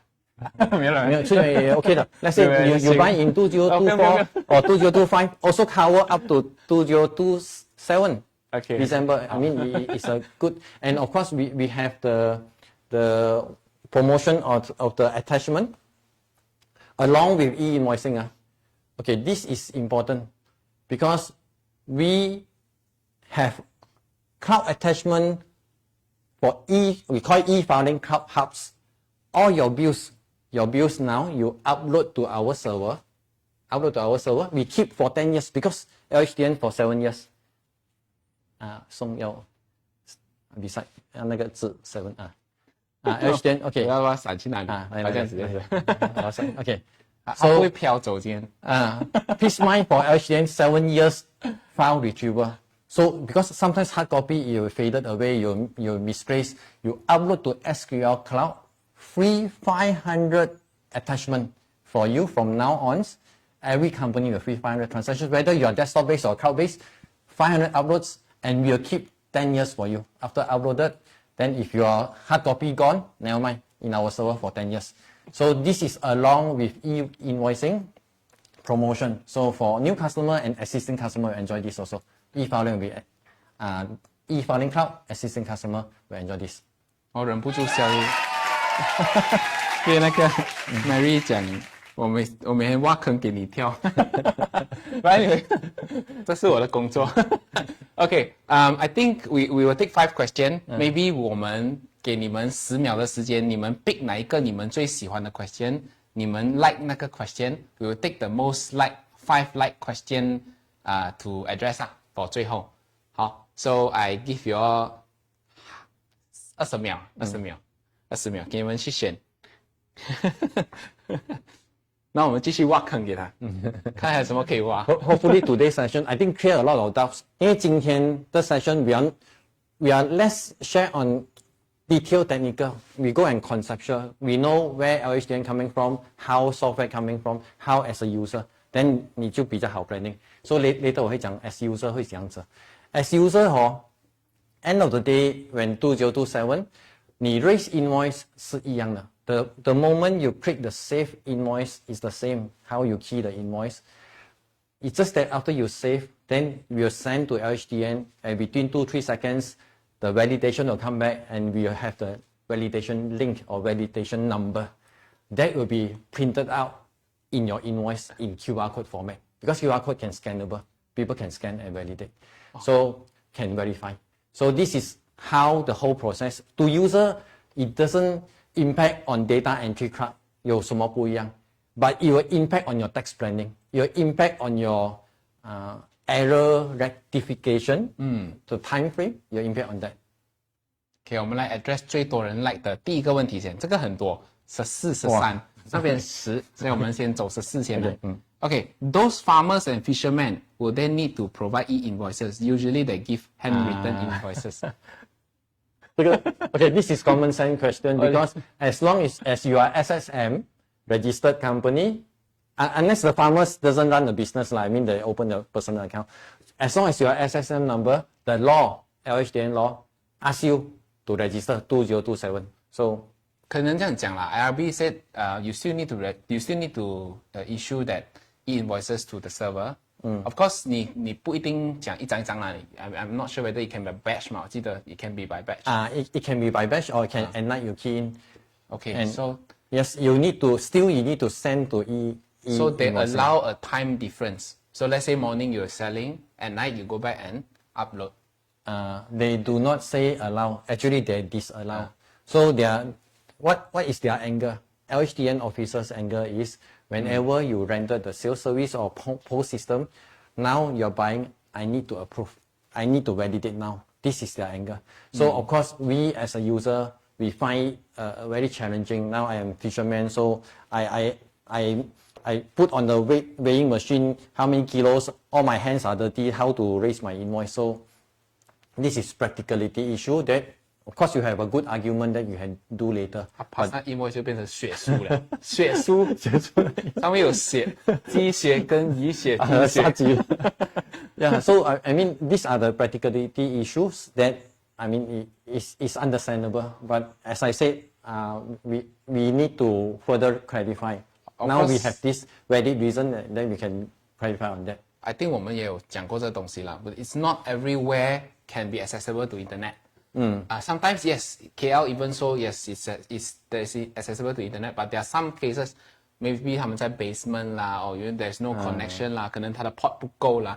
So under such case 他们 issue 不到 internet or whatever, then 他们没有办法。Then by right there should be a concession being given for whether those. at night or whether a week. So whether we got to check it out because all the while we were in our mind is 应该是立刻的 is immediate. So we accumulate valid reasons, then we bring this scenario and to discuss again.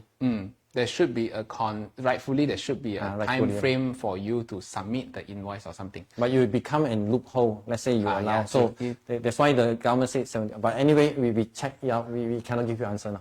Okay. 第二个 advice on overseas seller and supplier, how they generate and reject e-invoice. Oh, can, because now whenever you send a sales invoice to e-invoicing, inside already have supplier name, supplier email address, supplier contact number. They will receive the email. This supplier, the buyer, sorry, not supplier. The buyer, you are the supplier. You sell to them. The buyer will receive an email that Malaysia company ANC billing you a tax planning 10,000 ringgit. You see an email. You have 72 hours to reject. So of course the buyer think, hey, it's valid, then I ignore the email. Then of course it will be after 72 hours become valid. If I think, hey, reject, hey, got 10,000, so handsome, should be 20,000. He undercharge, click reject and charge again. Then by email is workable. That means once they issue the invoice to you, there is a QR.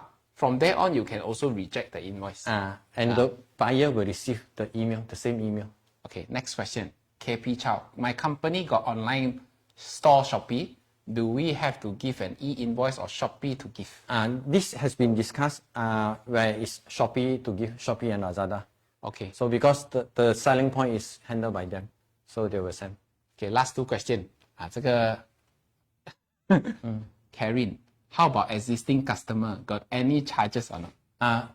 We'll have charges that to cover the programmers eating mixed rice. Not abalone, mixed rice money. So we'll have, but we'll announce later. I mean shortly, in 1 or 2 weeks time. Okay. I think last two questions.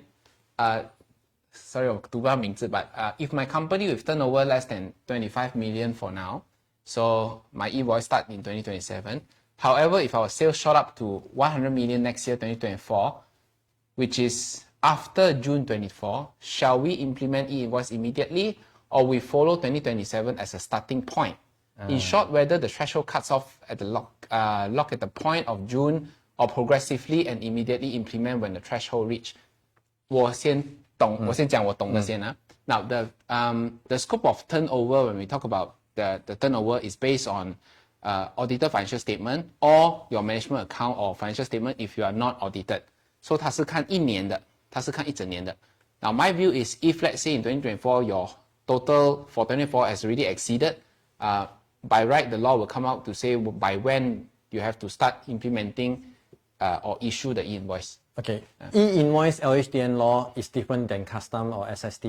Custom rules will tell you, you foresee coming 12 months will hit, now you got to pay. You foresee coming 12 months you will hit the 500,000 you got to pay now. That is custom. But LHDN doesn't say future 12 months. They tell you past 12 months to determine. So you use the management account and audited accounts for the past 12 months to determine whether you are now entitled or not. Because you are dealing with LHDN now, it's different than custom. SST and GST is custom. Okay, so different department now. Okay, 这样子讲. Right, next question I think 应该是这一个了 but it's a very simple question. So 加多一个 question 哦。OK， 这个比较简单。他讲是不是代表2027年不管什么行业你都要被天罗地网捞出水面 ？You have to register SSM, you need a TIN number, e-wallet, track record as Okay, including. Because ESG 嘛 ，ESG 我们要 governance, social 那些都要 government 要有钱才能跑。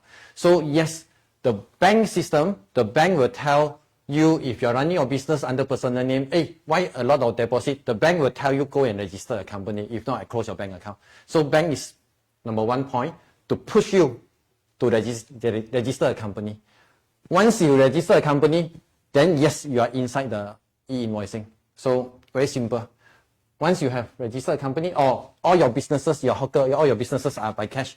By that time also e-wallet, 2027, everybody is using e-wallet. The bank also can see your amount already. So as I said, I always say, the evolution of IT, the main beneficiary is always the government. So you understand this. So after 2 or 3 years later, still the beneficiary will be the government. So the room will be less. So this is a fact you got to accept. This is called what? This is called... Okay.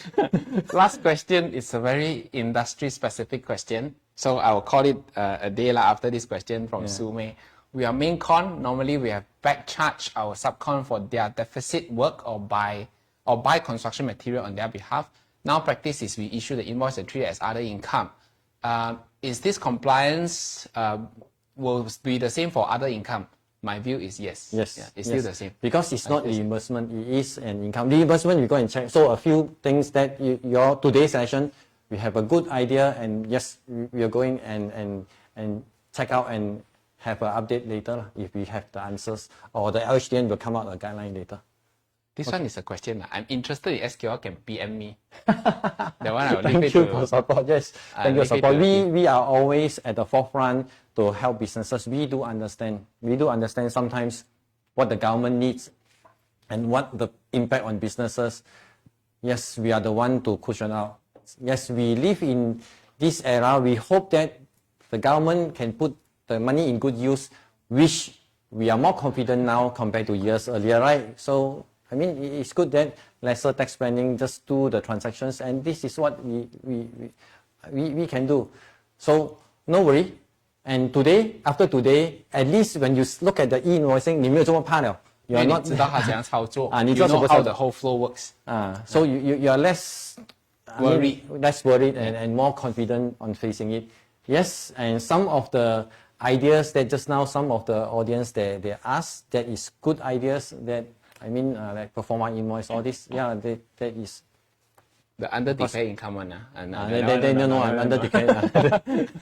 Okay. Theoretically can, but I mean, it's not right to do it. Theoretically, accounting is not right. But anyway, thank you very much, everyone, for your attendance today and participation today. Thank you so much. Thank you for your time, and hopefully we can bring a very good session to you on understanding e-invoicing. And thank you for joining us. We'll come back and give you more infos whenever we have.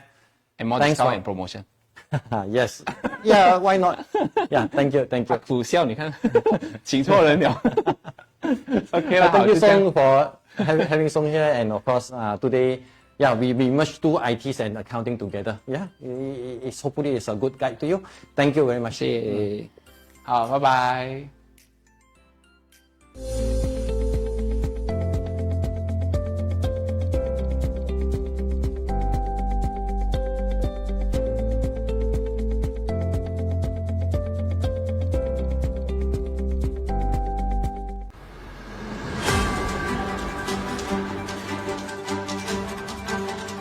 Are you an entrepreneur managing your business without the aid of administrative staff? It is important to complete all business documents in a fast and efficient way. Your job is to close your business deals, and with the help of SQL, you can issue documents such as DO and invoice in just 1 minute. The best part is that with only one click, send out bulk emails of individual statements to all your customers. Effortlessly request outstanding payment from your customers by sending them an automated email containing a pre-written message. The email will also attach statement and all pending invoices. This streamlined process enables your customers to conveniently review all the information and proceed with the payment. By incorporating the Pay Now feature, customers can effortlessly settle their debts through online banking, e-wallets, or credit cards, saving up to 95% of your valuable time. By creating a seamless flow of information and payment processing for your customers, you can increase business efficiency and success. As a business owner, you must automate all these steps with SQL software to achieve your goals and bring your business to next level. Contact SQL now to get a free demo. SQL account, the key to your business success. Keeping cash flow positive at all times is the key to successful project management. SQL Accounts Project Cash Flow Report allows you to know both the project's net cash flow position and the project's profitability. Let's go to the GL and print the project profit and loss with cash flow report. You will be able to see SQL Advanced Project Management Report. The left section shows the profit and loss per project. You have secured a value of 7 million project, completed 50% of the work and made progress claims of 3.5 million. The total costing of this project is 1.2 million, and your paper profit is 2.2 million. The question is, does this project generate 2.2 million in cash flow too? Here is the essence of SQL Project Cash Flow Management Report, which shows the details of cash inflows and outflows by each subcon progress claims. In the 50% project completion stage, you filed 2 claims totaling 3.5 million, but only received a payment of 800,000. During the same period, the system clearly displays that you have paid 3 payments of 390k to the pilling work subcontractor. Hence, a small retention sum of 10k remains outstanding. There is no doubt that you are paying your supplier too quickly when your customer has only paid you 23% of what you have claimed. Conclusion. As you can see, this project generates a paper profit of 2.2 million, but you are also responsible for covering the 13k shortfall in cash flow. Ensure the successful project management of your company by using SQL account today. SQL account, the key to your business success. Come on guys, let's see how my business is doing by using SQL dashboard to dissect, especially my sales performance. You can see here I'm doing 347,000 sales for today, and today profit is about 200k. This is the past 7 days sales performance, and also my product sales breakdown by product groups shown here. These are the additional infos on my sales. This is the trend of this year. As you can see, the margin that is on the line chart, and of course last year margin comparatively you can see clearly, and the bar chart of the amount of this year compared to last year. And this is by item analysis. I can know which are the top selling products of my customers buying from me. As a boss, I really wish to know which salesman is doing well, and I need the total detailed breakdown of individual salesmen. I know how many customers sale to this sales and profit he contributed, and revenue 20% by agent, and of course the sales trend. And also I need the stock item or stock group or customer analysis. So these are the breakdown that I wish to have in order to plan my business. Last but not least, I need to have the yearly comparison that compared to last year and this year. I always ask myself, how can my business be better? So this screen will help me to know how many quotations I've raised and converted, and of course, is pending conversion on open quotation. I can always filter by agent, salesman, or by product group. The sales by agent breakdown by item group, that easy for me to visualize. In order to further manage my business, I always need detailed info like agent salesman, how many quotes still spending for conversion.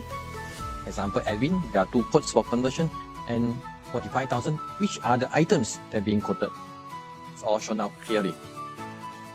Under the menu, look for the graph here so that you can know how to propel your business. These are the active customers that contribute to your sales, and of course, you have total 14 existing customers with 2 new customers onboarded this year. And this is a breakdown of existing customers and new customers contribution. This is a last year bar. It shows you clearly what are the elements that help your business success. And especially I like this area, so I know which customers has been how many months have not ordered from me. So A-Home already 4 months since last order, so this is customer retention analysis.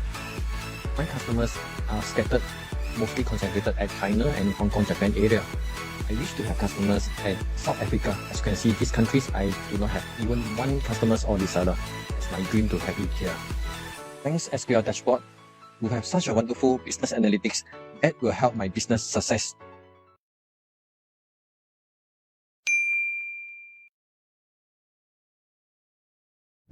Branch control customization is done to prevent branch user from selecting customer, project or location info that is not relevant to them.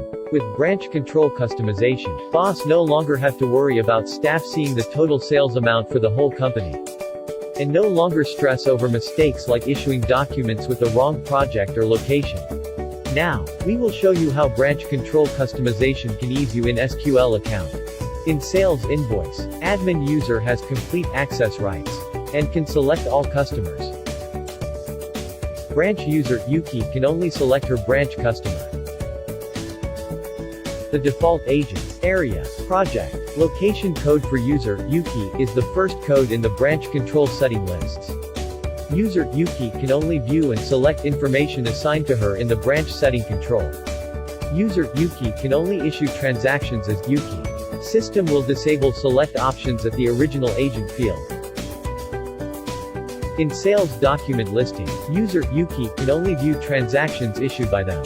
The original filtering fields are disabled to prevent user Yuki from selecting transactions beyond her approved control. New filtering options to allow Yuki search and select the customer's transactions that she wants to see.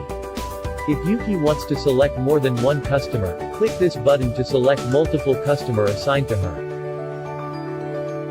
After pressing apply, the system will generate a filtered list of the transactions issued to the selected customers. In customer payment, user Yuki is only able to select the payment method assigned to her. Configure branch control setting and maintain user. Branch control setting allows boss to control for customer, supplier, location, project, agent, and payment method. Let's go to maintain user. Log on as admin. Now I will show you how to configure the branch control setting for user Yuki. Sales tab is to set the control for customer list. Tick lock customer to set the list of customers that Yuki can choose from. In filter customers by, enter 1 as area, enter 2 as agent, enter 3 as company category. If Yuki can only view and select customers from certain areas, enter 1. Enter allowable area code. There can be more than 1 code in the list. Purchase tab is to set the controls for supplier list. Tick lock supplier if want to lock for supplier. Yuki can only view and select suppliers managed by her. So, enter number 2. Enter allowable agent code. General setting tab is used to control information such as location, project, agent, area and payment method. Tick lock project. Enter allowable project codes that branch user Yuki can choose from. Tick lock location. Enter allowable location code. Repeat this for the remaining of general setting, if want to lock. That is all for branch control video. Thank you. SQL account, the key to your business success. Experience the power of SQL ETMS, the ultimate solution for tedious leave management, attendance tracking, and staff control. SQL ETMS mobile app is designed with the latest geofence technology and seamlessly linked to SQL payroll, empowering you to optimize your workforce management. With features like GPS location detection, dedicated area clock-ins, and site photos to ensure that your staff can only clock in when physically present at the designated location. The GPS geofence location feature improves attendance accuracy and reduces time fraud, while the site photo feature adds an extra layer of accountability by capturing photos of staff at the designated location. With the app's flexibility, even salesmen on the move can easily clock in, ensuring accurate attendance tracking, no matter where their location. But that's not all. SQLE Time Attendance mobile app also offers a comprehensive solution for managing multiple types of overtime rules. Our advanced OT features allow businesses to customize multiple types of overtime rules that suit your unique workflow.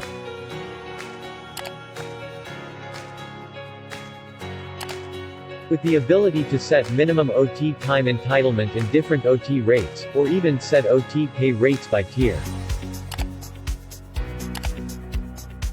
To achieve even more, you can increase your team's productivity with the power of SQLE TMS. Managers can enjoy a comprehensive view of their team's attendance records, including total late-ins, early outs, absences, out-of-office records, offline and overtime. With detailed records available for each employee, managers can identify issues that might be affecting productivity. With SQLE TMS app's advanced technology ensures that you have all the information you need at your fingertips. Just a simple click provides you with an employee's total minutes late and a daily breakdown of your employees' in and out timings. In case of any employee careless mistake or discrepancies, managers can also easily adjust their clock in and clock out times in SQLE Time Attendance mobile app.